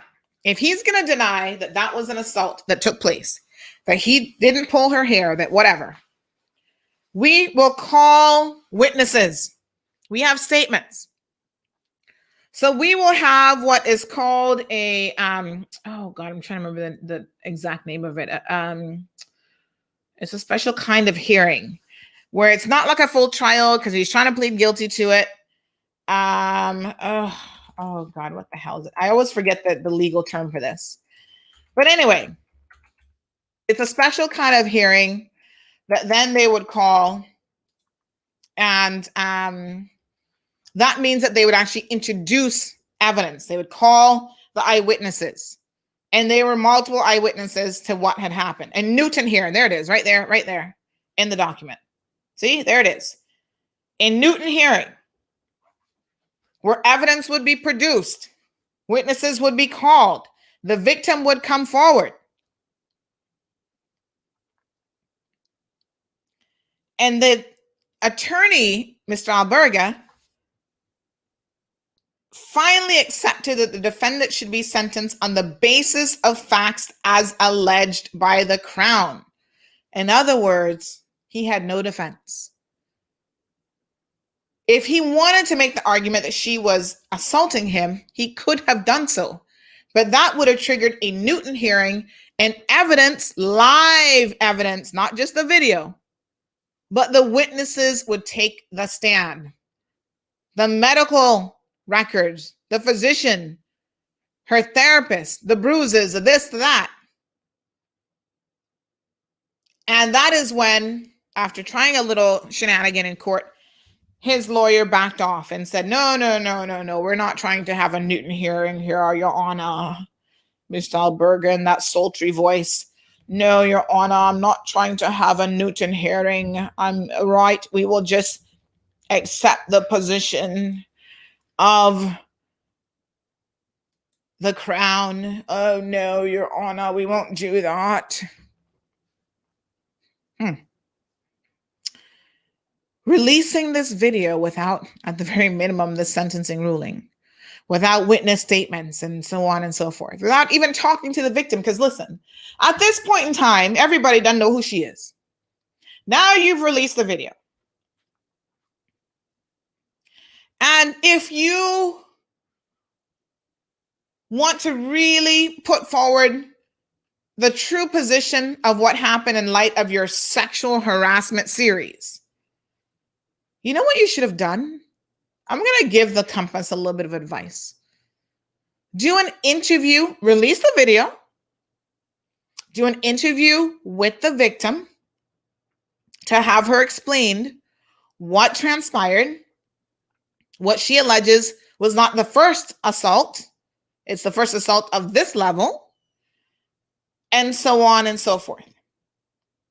That would have been smart, Compass. And right now, y'all have me questioning your journalistic skills.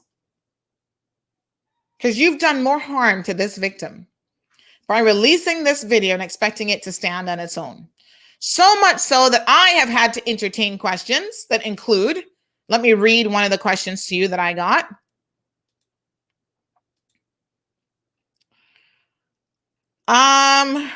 Just asking, did anyone tell you the other side of the story? I heard that the woman was stealing grats from the workers and he was inquiring into it, and she said that she would get Mac in trouble, so she set him up. 3 sides to every story. The reason he could run again was his charge was only 3 months, and it had to be 6 or more for him not to be able to run again. Question mark. Check it out. We have heard this line of thinking for quite some time. This was put out there as well as other things about this woman. And I can tell you that there's a lot of issues with this. Okay? It's hogwash, first of all. And there'd be no reason to lie. If you were in the right, and if this woman had actually attacked you or she had some grand plan to set you up, you wouldn't have to fabricate a storyline like this. Couple of things to keep in mind. Number one, Mr. Bush, for all intents and purposes, was her boss. His son, through him, was part owner of this business. You'd have to be stupid to think that this woman, who is relatively a nobody compared to Mr. Bush, would think that she could steal money from his business, steal grats from staff, and then turn around and set Mr. Bush up because he was going to speak to her about it? Well, I don't even understand what that means. If he was inquiring into it, you know what you do if somebody's stealing from you? You call the police. No allegation has ever been made that this woman's a thief. And despite that, this story has been circulated widely amongst people trying to defend Mr. Bush and his actions. And I say, well, if that was the case, you would call the police and have them investigate it and report it and have her charged if that is actually what happened. It's easy to put rumors out there and support it with nothing to defend bad behavior. Now, how do you set a big man up who's in his 60s? Did she force him to start drinking from 3 o'clock in the afternoon? Did she force him to go over to Pepper's and get peppered? How exactly was this a setup? He's always coming there drunk, was what she had said in her statement. And he's always verbally assaulting her. And if y'all would simply read the police statement and understood what transpired, even after this woman was assaulted that night, her immediate response wasn't even to call the police or to want to have him charged. Her immediate response was, oh my God, I was just attacked. I'm in complete shock here. And then somebody said, you better call the police. She thought about it. She contacted the police to simply have him warned. And as it sat with her and she started to realize the seriousness of her injuries, the physical and emotional therapy that she ended up having to do, she decided to pursue it further. See, the Compass don't give you any of these details that has this make any iota of sense whatsoever, which is wrong on their part. Let's take a quick commercial break. Big shout out to Miracle Brokers. Did you guys know that they export as well as import stuff? So if you're moving halfway around the world, folks, they can send your car, pack up your whole house, send it to wherever your little heart is going.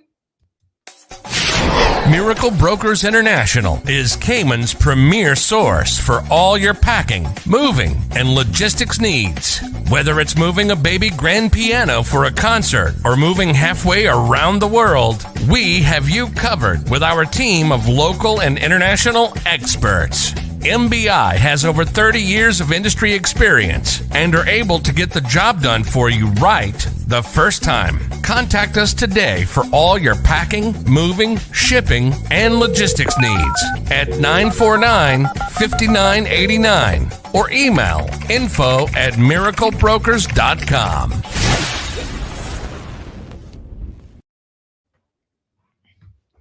Okay. The first part of the video, she spent considerable time at his side trying to get him to his feet so that he may leave. When she was unable to do so, she tried to contact Mr. Parchment, a member of the management team, to apprise him of the situation and seek his assistance in removing the defendant from the premise. By the way, she made at least 5 phone calls to Mr. Parchment trying to get him to come and get Mr. Bush. At some point, he managed to get to his feet. In an unprovoked attack, the defendant proceeded to pull her hair and hit her in the head. I'm satisfied that was captured on CCTV at 7:54:36 through 7:54:48. During that same attack, her phone became dislodged from her hand and was thrown up against a wall. The defendant then staggered on her feet for a short distance before falling to the ground once more. She continued her efforts to assist the defendant to no avail. Eventually, the defendant was able to right himself. They got into a verbal altercation, after which the defendant turned and walked in the direction of the kitchen. She and another member of staff followed him. All of this is in there. Y'all acting like, oh my God, why did she follow him? Why on earth would she be following him? That's provoking him. Folks, when you actually listen to what she said in her statement, when she saw him heading towards the kitchen, her statement is that she was fearful for her staff and what was going to happen in the kitchen. So she thought, if anything, I'm the person who has to take control of this situation, still calling, still trying to get some help. Stick a pin right there. Y'all were like, why didn't she call the police? If she was trying to set him up, just for those of you who believe that line of inquiry, wouldn't she be calling the police instead of Mr. Parchment? I'm just saying. That's who I would have been calling at this point. I would have been calling Mr. Parchment trying to help Mr. Bush get out of there discreetly. That's not what someone does who's trying to set you up. Someone who's trying to set you up, the second you look at them with one eye crooked, they're calling the police, not the other way around. Who she was trying to call was one of her direct supervisors, Richard Parchment, to say, please come and get Mr. Bush. I'm trying to save him from what is becoming a publicly embarrassing situation. That's who she was on the phone trying to constantly call. That is not someone who's trying to set somebody up. Y'all need to pick sense from nonsense.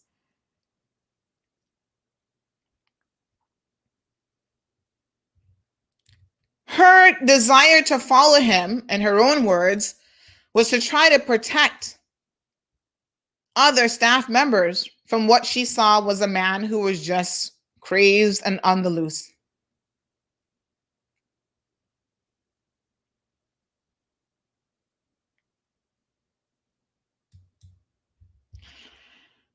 Again, unfortunately, when you have a situation like this, where they do it without the benefit of anything else, you are simply setting up people to interpret this video. And the interpretation is one that has not been particularly helpful to the victim, I must say. Now, some of you are questioning the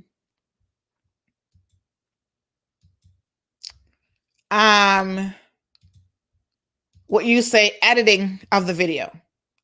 Now, I sat in court, folks, and the video that you saw here was the video that was presented in court. What they did, and again, the compass doesn't even explain this to you. That's why y'all are confused, hella confused. They took the different videos and simply put them together. There was no other editing. So there's one from the kitchen, one from outside. That's why there's 3 separate assaults. They took what they say are the 3 distinct assaults that he's been charged with, common assault, and they just stitched it together into a singular video. That's all that happened here. There was no editing of the video. And this is the video that was actually shown in court multiple times. I sat there. But again, the compass wasn't even there that day in court when the video was shown. I don't remember them being there. Was Wendy there that day? I'm trying to remember who was there. Wendy was there, as I remember. The compass didn't, no, or was it Wendy that was there? Anyway, not all media were there. Caymanian Times was there, both the owner and the guy that they have writing, because I kept thinking to myself, for such a public case, why is nobody else here? But they kind of made a last minute change of like, oh, it's happening right now. And I think it kind of threw people off a little bit in terms of the timing. So I don't even think the compass was there that day. So maybe they didn't get to hear all of this, but you know, in true journalistic fashion, they probably should have done a little bit more digging.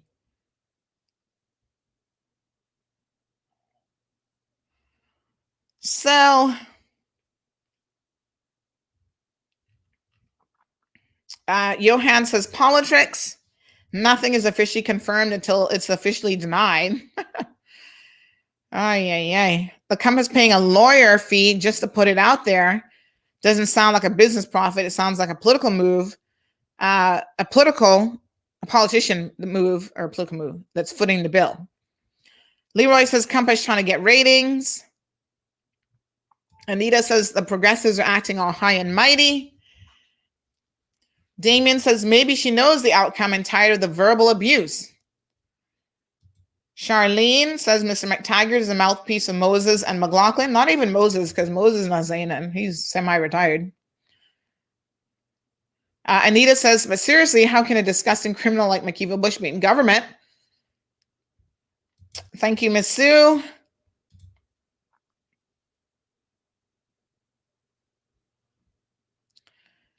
Loretta says too much politics. Good morning, Georgia. So good to see you. Julie says educated, but no common sense is more like it.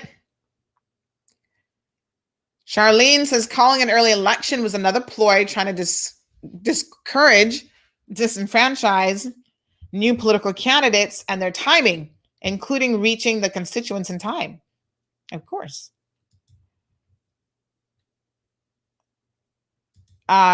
Twin of Us says Cayman Mall Road is necessary. Well, thank you. Joy Sand says we have so many educated non-thinkers. Mr. Blair says, I think someone needs to make a little compilation of these videos to show how much they have changed their views. Well, the pendulum has definitely swung because, unfortunately, in light of this video being put out there with nothing else, it was bound to do that. Purple Rain says Roy McTaggart knows figures.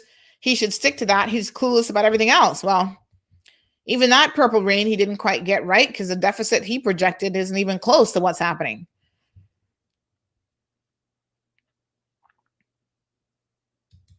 Just wants to know, why did the governor wait until the 11th hour to back out? Sure hope we'll know the reason soon. Well, I think in all honesty, maybe the governor already went to bed. I don't know what time the governor goes to sleep when the video came out that night, but it could be a situation where Saturday morning he woke up to all this chatter in the community and his team were probably scrambling like, oh my God. And so by afternoon, they said, yeah, we're not going to do this. Child Purple Rain, we're going to talk about pageants a bit later on. That's a very good question. So you don't normally try to set your boss up when he's pulling the purse strings. And if you're stealing and your boss thinks that you're stealing, I can assure you that that's a problem. So Judy says we cannot watch this edited video and claim to know what happened. People are coming to conclusions based on what they think they can see behind the umbrellas. The video is jerky and blurry. We can't see what's going on, so our minds will see what we want to see. She was the manager and responsible for her staff. My understanding is she's trying to get him up. This video is only a fraction of the story. The Compass was incredibly irresponsible for releasing this video at all. And then it gets cut off. Ralston, good morning. He says the Compass wants to be like CMR. What a hot mess. Bush has responded. It's in the Compass. Well, Tracy, you know we're not reading that. Tell us what he said. If you're reading it, do tell. Even the time clock was removed. Was the time clock removed from the video? Hold on.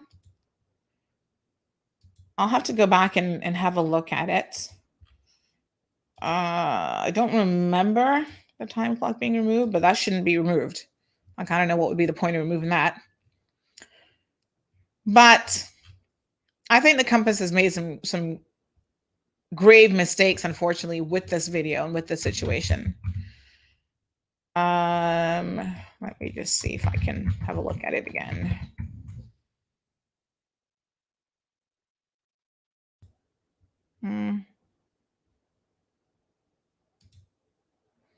I don't.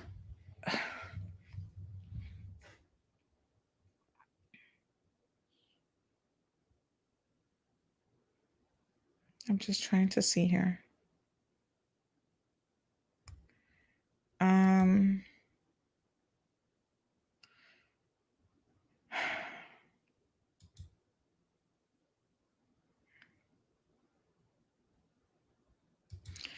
It is very, very hard to watch this. And it's unfortunate that anyone would try to give him right in this. I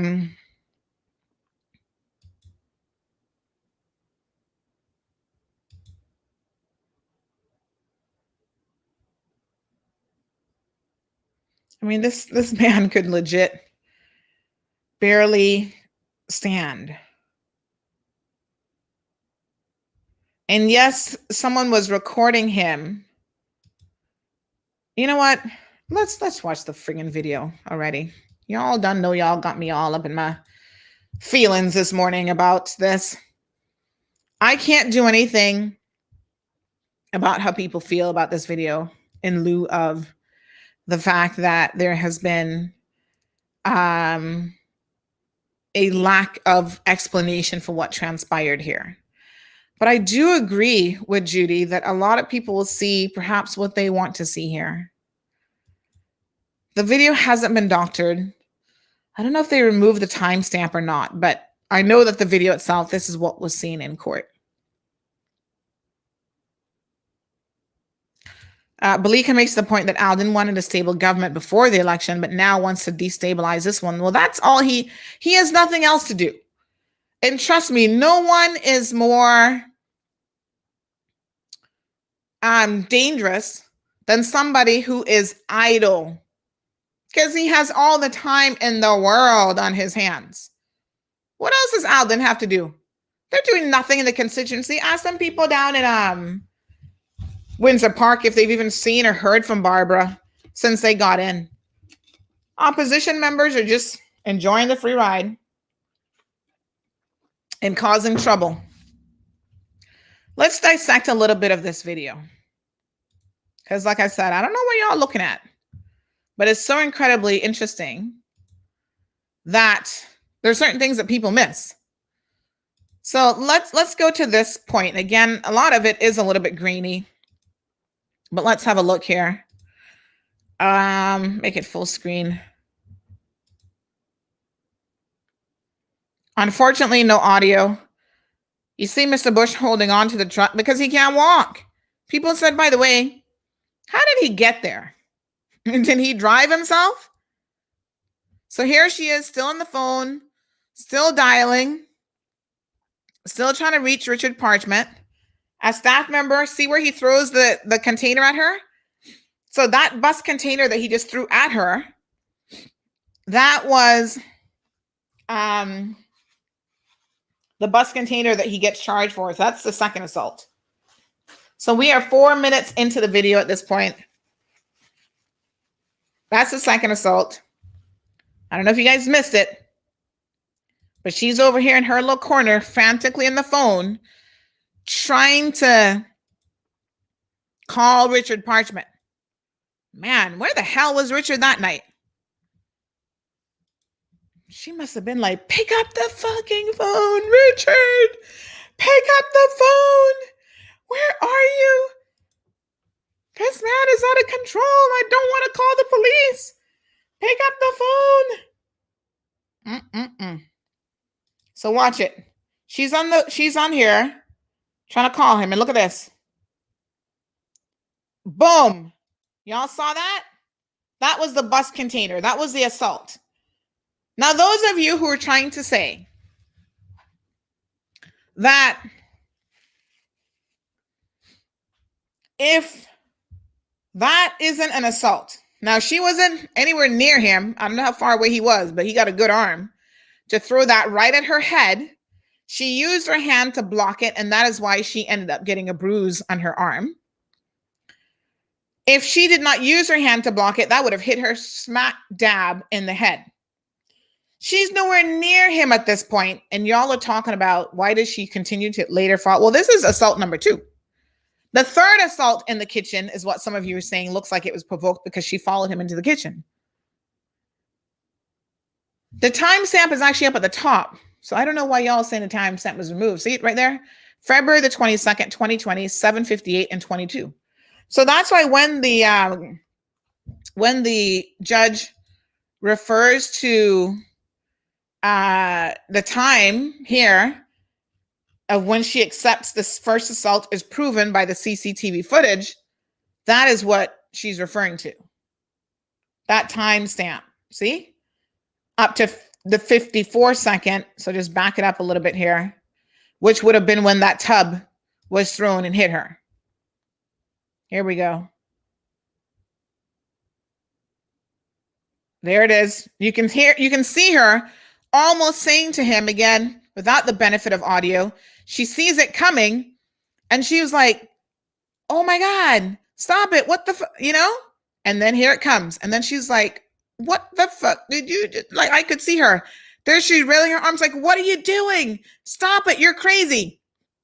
Now she's backing up. She holds up her hand. Again, those of you who are talking about she's the aggressor, I got to tell you, I don't see what you're looking at. I don't see it. So here she is now holding up her hand. This is not someone who is being aggressive towards him. He throws a second one. So that was the second tub. Those are the dishwasher tubs, by the way, in case you're not recognizing what that is. So he throws it at her again. There's nothing that she's doing in that moment in time except on the phone. And y'all don't even know who she's on the phone to. Because again, the Compass releases it with nothing to go along with it.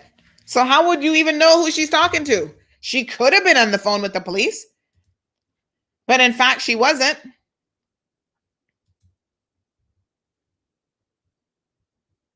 Right? She was on the phone trying to get a hold of Mr. Parchment. Please come and help me. Now, let me be very frank and clear here, right? Because I've seen a lot of the comments, and I've seen people saying, she is to blame here for this.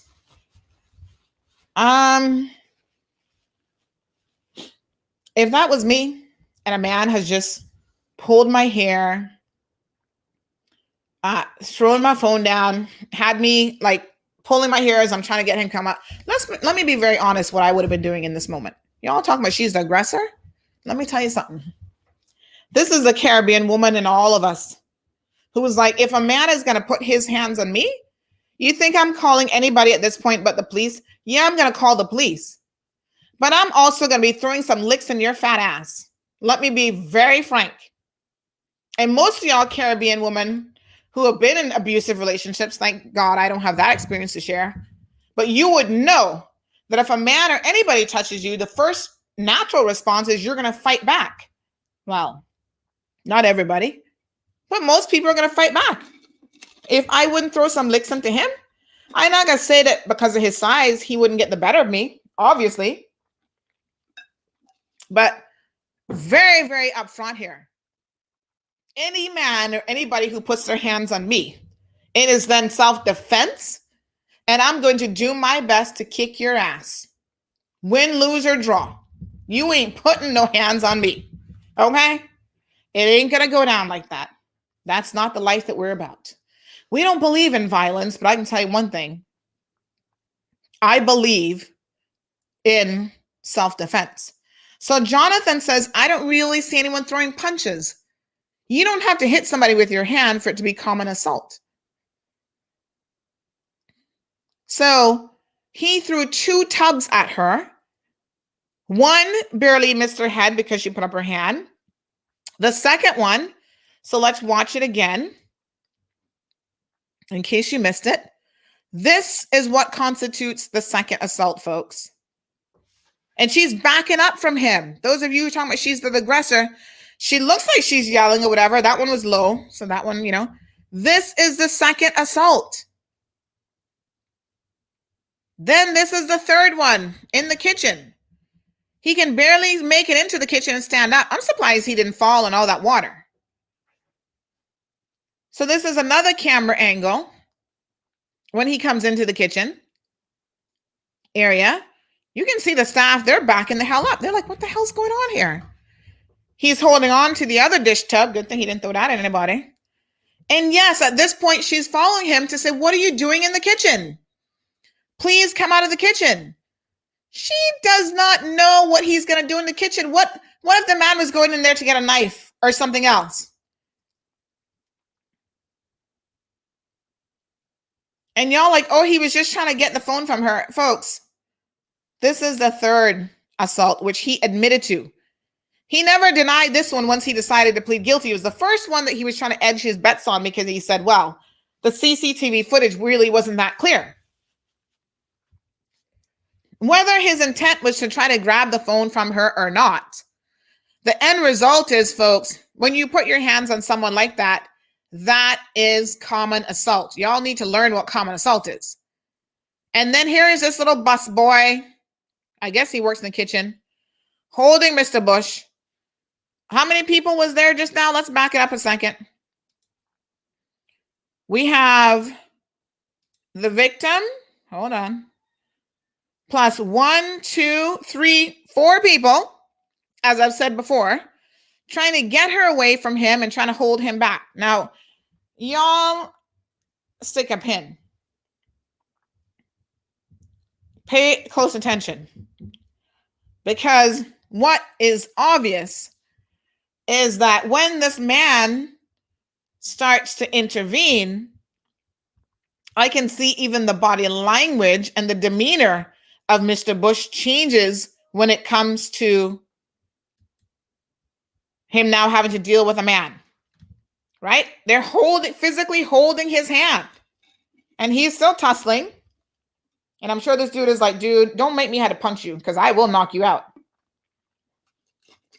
And he's still going at her. She's not coming at him. At this point, I think they're all trying to not slip and slide on that water. Right?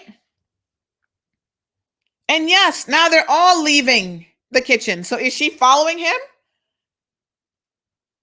Well, to me, that would be her job, is to ensure the safety of all of her staff. Look at this little guy taking the garbage out. He's like, I don't have business with nobody. I got to clean up to get my little $4 an hour. I'm going to take the garbage out, and you guys take that garbage out, and I'm going to take this garbage out. So now he's leaving. There he is, stumbling, can barely walk.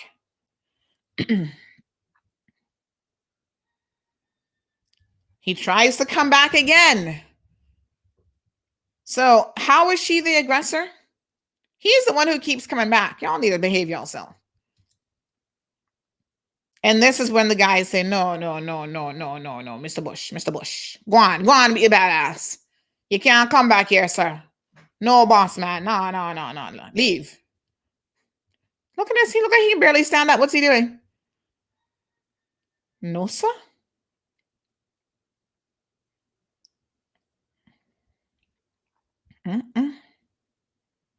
These guys are like, Mr. Bush, calm yourself down. You have to leave.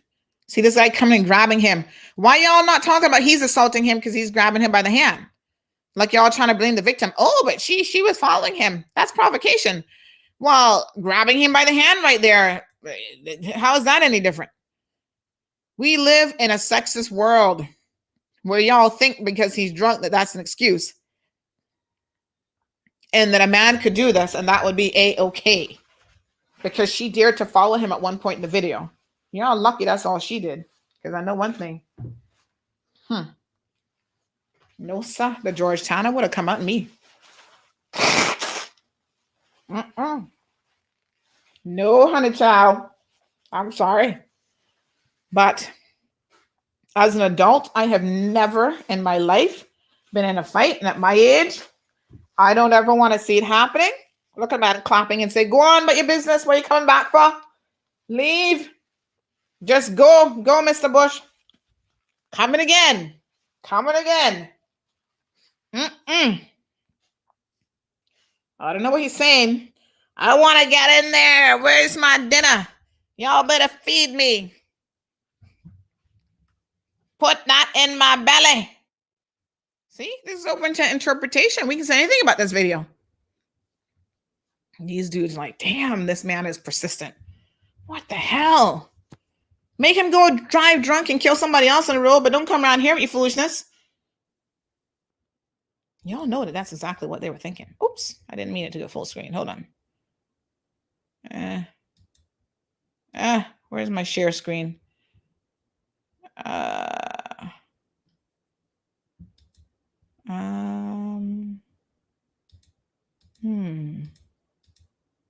There we go. Woo. The vehicle he arrived in eventually, don't look like he had, I don't know if he had a driver that night, but look like he might have been driving himself. Anyway. So the Compass puts this video out there with little to no explanation, and it has all y'all confused. And this was a response by Robert Bodden when Roy McTaggart issued his little statement, but he got, please, honey child, please. Nobody not believing y'all. But again, unfortunately, the general consensus is that she's not as much of a victim as she claimed to be, which I think is really, really unfortunate.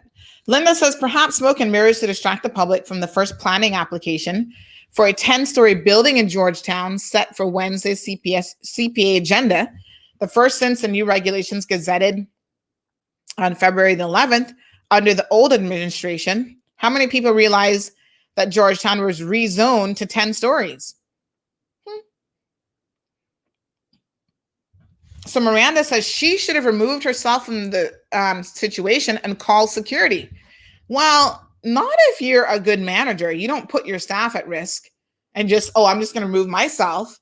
And then he's going in the kitchen to do what? Someone said, what kind of bar is that? Oh my God.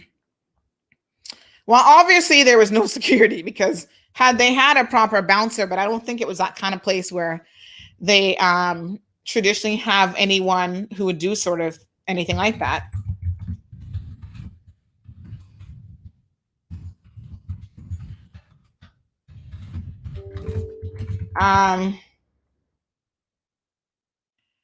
So it's just a hot mess, y'all. My position doesn't change. You're welcome, Anne. Monica says, amen. People so wishy-washy, flip-flopping, everyone excusing the abuse. Y'all need to get a life and stop worrying about McKeeva, says Sean. Worse than that happens in Anna's own yard. Well, not in my yard. I know, but Anna. I don't know who Anna is, but not Sandra Hill, because none of that goes down in my yard, because it wouldn't be my husband doing shit like that and getting away with it. Oh, hell to the no. So Marshall blames her not for the first assault, but for the others. What a mess. The timestamp was removed, but that was the YouTube feed, and the timestamp is actually up at the top. Someone says it looks like she slapped him in the head. Yeah, none of that happened. So I don't know what y'all looking at, but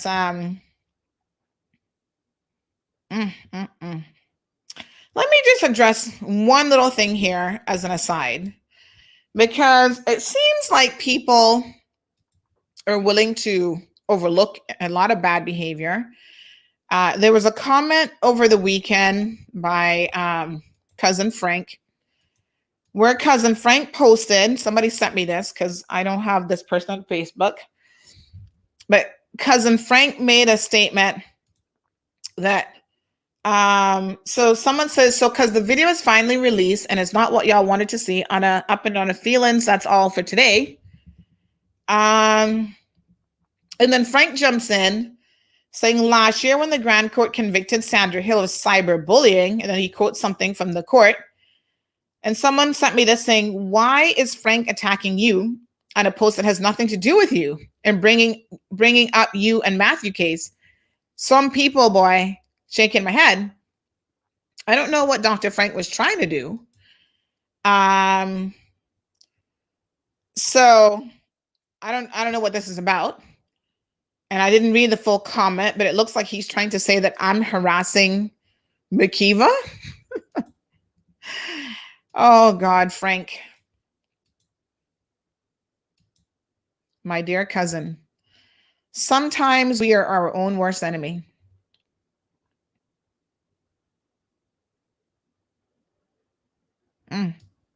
Really and truly. Sometimes we are our own worst enemy. And that's sad. But this has nothing to do with me. I do what I do. This show is called The Cold Hard Truth. And we discuss what's happening in the community. This is something that's in the community. We had nothing to do with the release of the video. And as I made earlier today, we actually had the opportunity to get our hands on it. But again, the timing for me seemed a bit planned, overly planned, to try to tear this government apart before they've even had an opportunity to get going. And so, you know, I don't know what you're talking about, Frank. I really don't know. It's unfortunate, though. And that's one of the reasons why I was speaking to an attorney this weekend. He said, Sandy, this is precisely why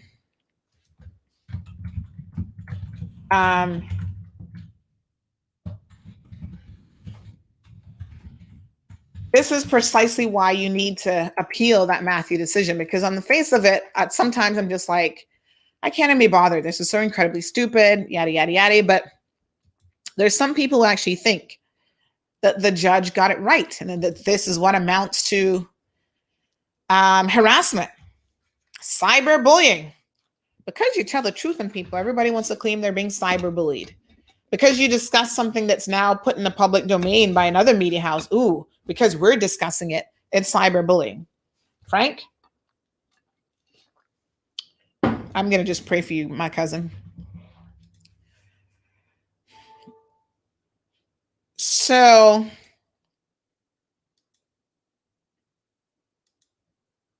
it was put out there Friday. Everybody was talking about it this weekend. Yes, when we heard about it, we're just like, wow, the Compass did that? It is a little bit surprising, but there you have it.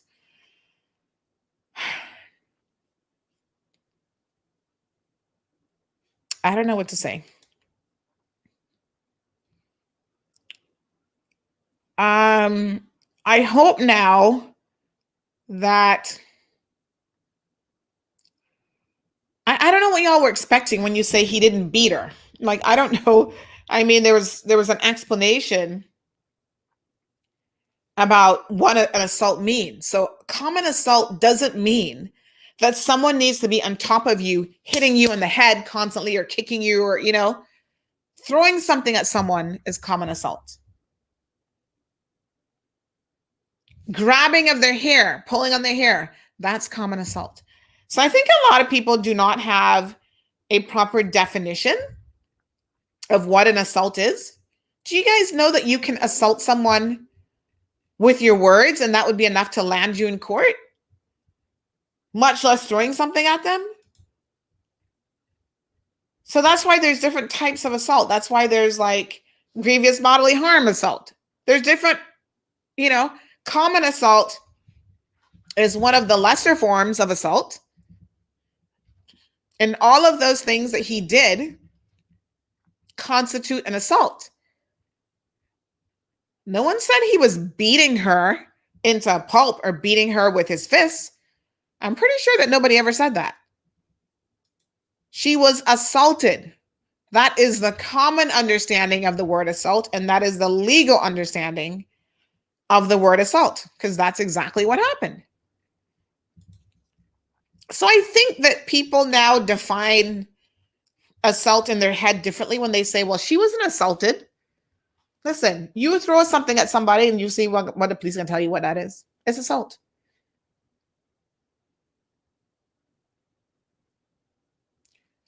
That's why the Charles Whitaker situation, if y'all want to know the truth, Tracy assaulted him. It wasn't a physical assault, just like he never assaulted her physically. But her words constituted a type of assault.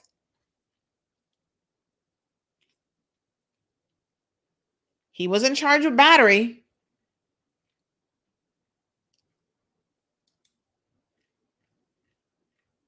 So I don't know what Mr. Bush's statement. Let me see if I can get on the compass. Now, y'all know. Now, first of all, I'm going to show you my screen because probably y'all think that I'll be reading the compass 24/7. I really don't. As you can see in my window here, I'm typing Cayman Compass. It's not even coming up in my previous search results. Well, this famous guy article. But you see, I don't be going to the compass. So here we go. All right. So Bush responds to video, blah, blah, blah. See? I got no, they want me to pay. Bitches, come off of my thing. We ain't paying for that. Oh, it says that I've reached my limit. So I guess I did look at it before. Okay, we are not paying for the compass, y'all. Get off my phone. Get off my computer. Damn it. All right, hold on. So the compass wanted, let's look it up on the phone. The compass wanted everyone to respond. So they reached out to the premier. They've reached out to, let me see, Cayman Compass. Compass. Let's see. So yeah. We got it. See, I don't be reading them on my phone. There we go. So they say House Speaker responded, blah, blah, blah. The people spoke and they're seeing now. So of course he's going to ride this whole, he's innocent train. Bush issued the brief comment to Cayman Compass following the posting of the exclusive video on Friday. The Compass in partnership with the law firm, blah, blah, blah, blah, blah. They make a whole story out of that one statement. Okay. So all he says is the people spoke and they're seeing now. That's it. You get a whole article out of that? Mess with y'all. No, I don't want the compass daily. Well, okay.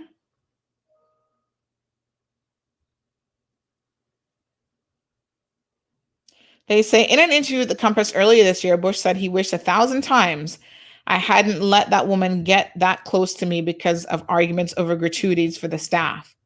These comments contradicted his initial claims last year that he could not recall the incident after issuing a statement apologizing. The story is all over the place in terms of what he claims to remember and what he doesn't remember. I guess we've all done it. when we know we're in the wrong. We try to cover ourselves, and as public opinion kind of switches a little bit, we try to switch with that. Folks, I'm sad that I have even had to address this yet again at this junction. I really thought no one will forget this incident, and that's not what this is about. But at some point, I think that the country needs to heal. The community needs to heal. The victim needs to heal. So I'm also very surprised that she agreed to allow this situation to be Pandora's box to be reopened again at a time like this, because this doesn't make any sense. This doesn't make any sense in terms of them doing a series on sexual harassment. This has nothing to do with sexual harassment. This was an assault that took place in the workplace. So Victoria says if a person can go to jail for assaulting the modesty of a woman, they can and should be questioned for throwing objects or putting their hands on a woman same way. It's an assault, period. Not a Coloni. Ed says, Sandy, your tone, Mac versus Charles Whitaker, seems starkly different. Why is that? Remember, professional journalism requires some degree of impartiality. It's not different. But what we have in the Charles Whitaker video is we have the audio of what Tracy was saying to Charles. And the point that I'm now making, Ed, is that the things that she was saying to Charles legally amounts to an assault as well. And Charles never threw anything at her, and he never hit her. So there are differences in what transpired between what Charles Whitaker did, which was property damage, and what she did. She assaulted him. Now, I know y'all think insulting the modesty of a woman only goes in one direction. Apparently, you can't insult the modesty of a man. But she assaulted him. That amounts to an assault. Trust me, I've seen many cases in court. Verbal assault is still assault. And that's the difference that I'm trying to make. We could hear what she was saying. There was no audio. And a lot of people said, why can't we get the video of the girl who was filming it? That would be interesting. Because there was no audio to hear what actually transpired with this woman. Like when she's like I can only assume she was like, WTF, why did you just throw that at me? What are you doing? Are you crazy? But none of us know what was actually said. When she was trying to help him up, we don't know if she was saying to him, oh, you're such a drunken ass. Ah, you stink. Here you come from West Bay again. Blah, blah, blah. She could have just been like, Mr. Bush, please, let me help you get up. You don't know any of that. That's the danger of a video like this.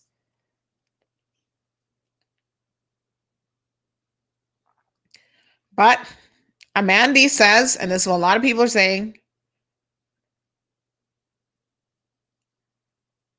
well, it's to take to people to make a wrong behavior.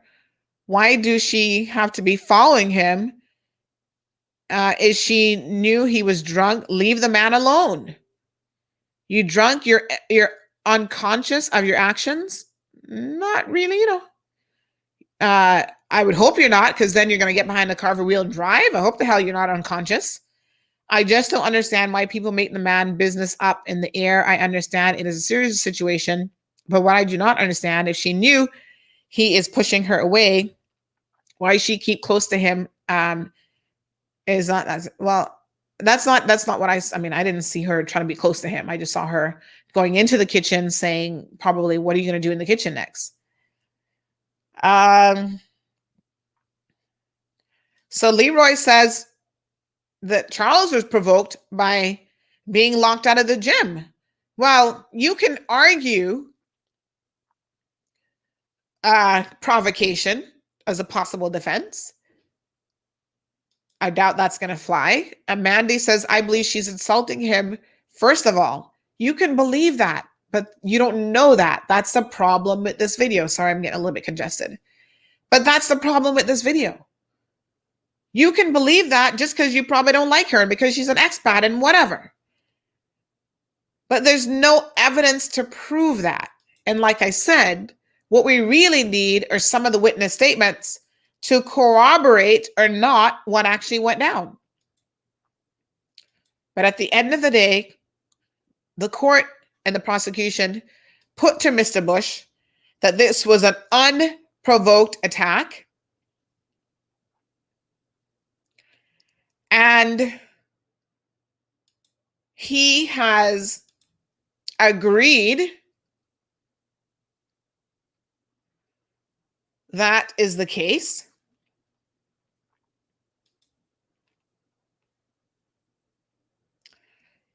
And it was on that basis that he actually pleaded guilty. So now whatever narratives are being created, it's quite interesting that this is even happening. All right, folks, that's it. I got a bunch of meetings that I must attend to today, business calls, and it's a hot mess. I don't know what else to say. But it is what it is.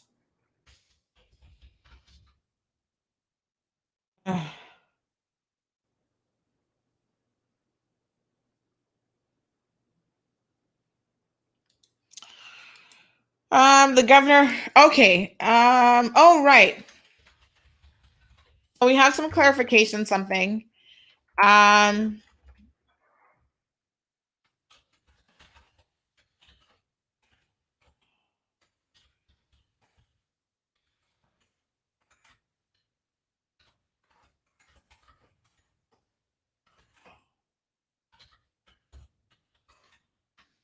So we've had an inside source in the governor's office confirm that the governor didn't cancel the Miss World event Saturday. It was a decision for the organizers, which is what I suspected. Now I'm just trying to get some clarity and whether or not he would have been attending. Because like I said, he can't cancel an event that he didn't actually put on. That would make sense. So the event was canceled because the organizers, I think, saw the fallout of this. The only question I have is, did he say to them, I'm not going to attend the event or not? I guess that needs to be the real question that needs to be answered. So we have part of it now confirmed that he didn't cancel the event. And like I said, that makes total sense because it wasn't his event to cancel. But I'm curious to know whether he said, I'll be in attendance or not. Victoria says this has come full circle. Cayman Compass causing more harm than good. Dropping videos without full context or explanation for parties involved. I agree. Evelyn, I watched the video several times and I see no form of assault. And the only disadvantage to the video is there's no audio. Well, like I said, pulling someone's hair, throwing something at them that actually hits them is assault. And you can assault someone with your words as well. So it's unfortunate that people don't seem to understand what an assault is. But don't go out there doing this to people and don't think that you wouldn't be charged with assault, because you would be. That's the very definition of common assault. You could literally take a tissue like this, ball it up and throw it at someone, and that's assault. So the kind of assault that y'all were looking for apparently isn't what is in this video, but that does not mean that this is not common assault.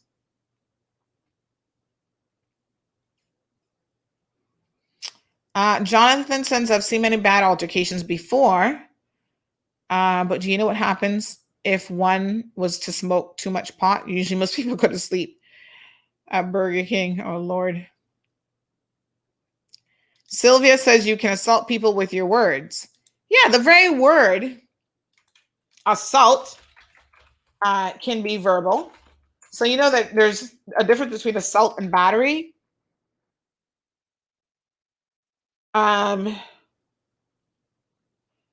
Assault, here's a good definition for y'all, refers to the act that causes the victim to apprehend imminent physical harm, while battery refers to the actual act of causing the physical harm.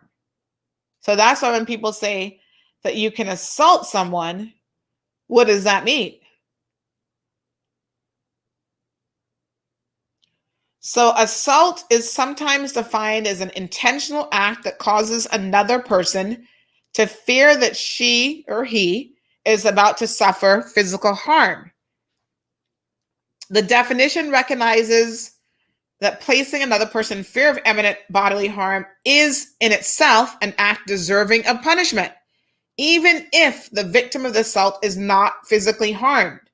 The definition also allows police officers to intervene and make an arrest without waiting for the assailant to actually strike the victim. So again, folks, expand your definition. I'm going to put this here for y'all to look up. Expand your definition of what an assault actually means. Yeah, that's all she wrote, good folks. Tomorrow is Tuesday. We've got some guests in the studio who are going to be joining us for the first half an hour of the show, talking about the Roy Bodden Symposium.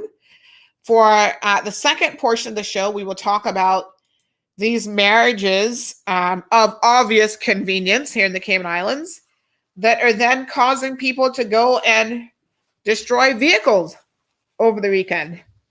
Hot mess. We will have all of the details for you here, folks, on CMR, so we can break it down. These marriages of convenience are causing a lot of damage in the community, more so than people think.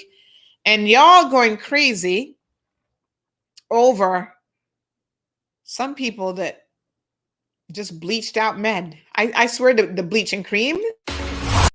Oh, sorry. The cake soap is getting to their heads. Let's talk about it tomorrow. Y'all have a beautiful day. Thank you for tuning in to another edition of The Cold Hard Truth. Make sure to check Facebook for showtimes and more information and the latest news at CaymanMarlRoad.com. Subscribe to our IG and Facebook pages to get the latest happenings.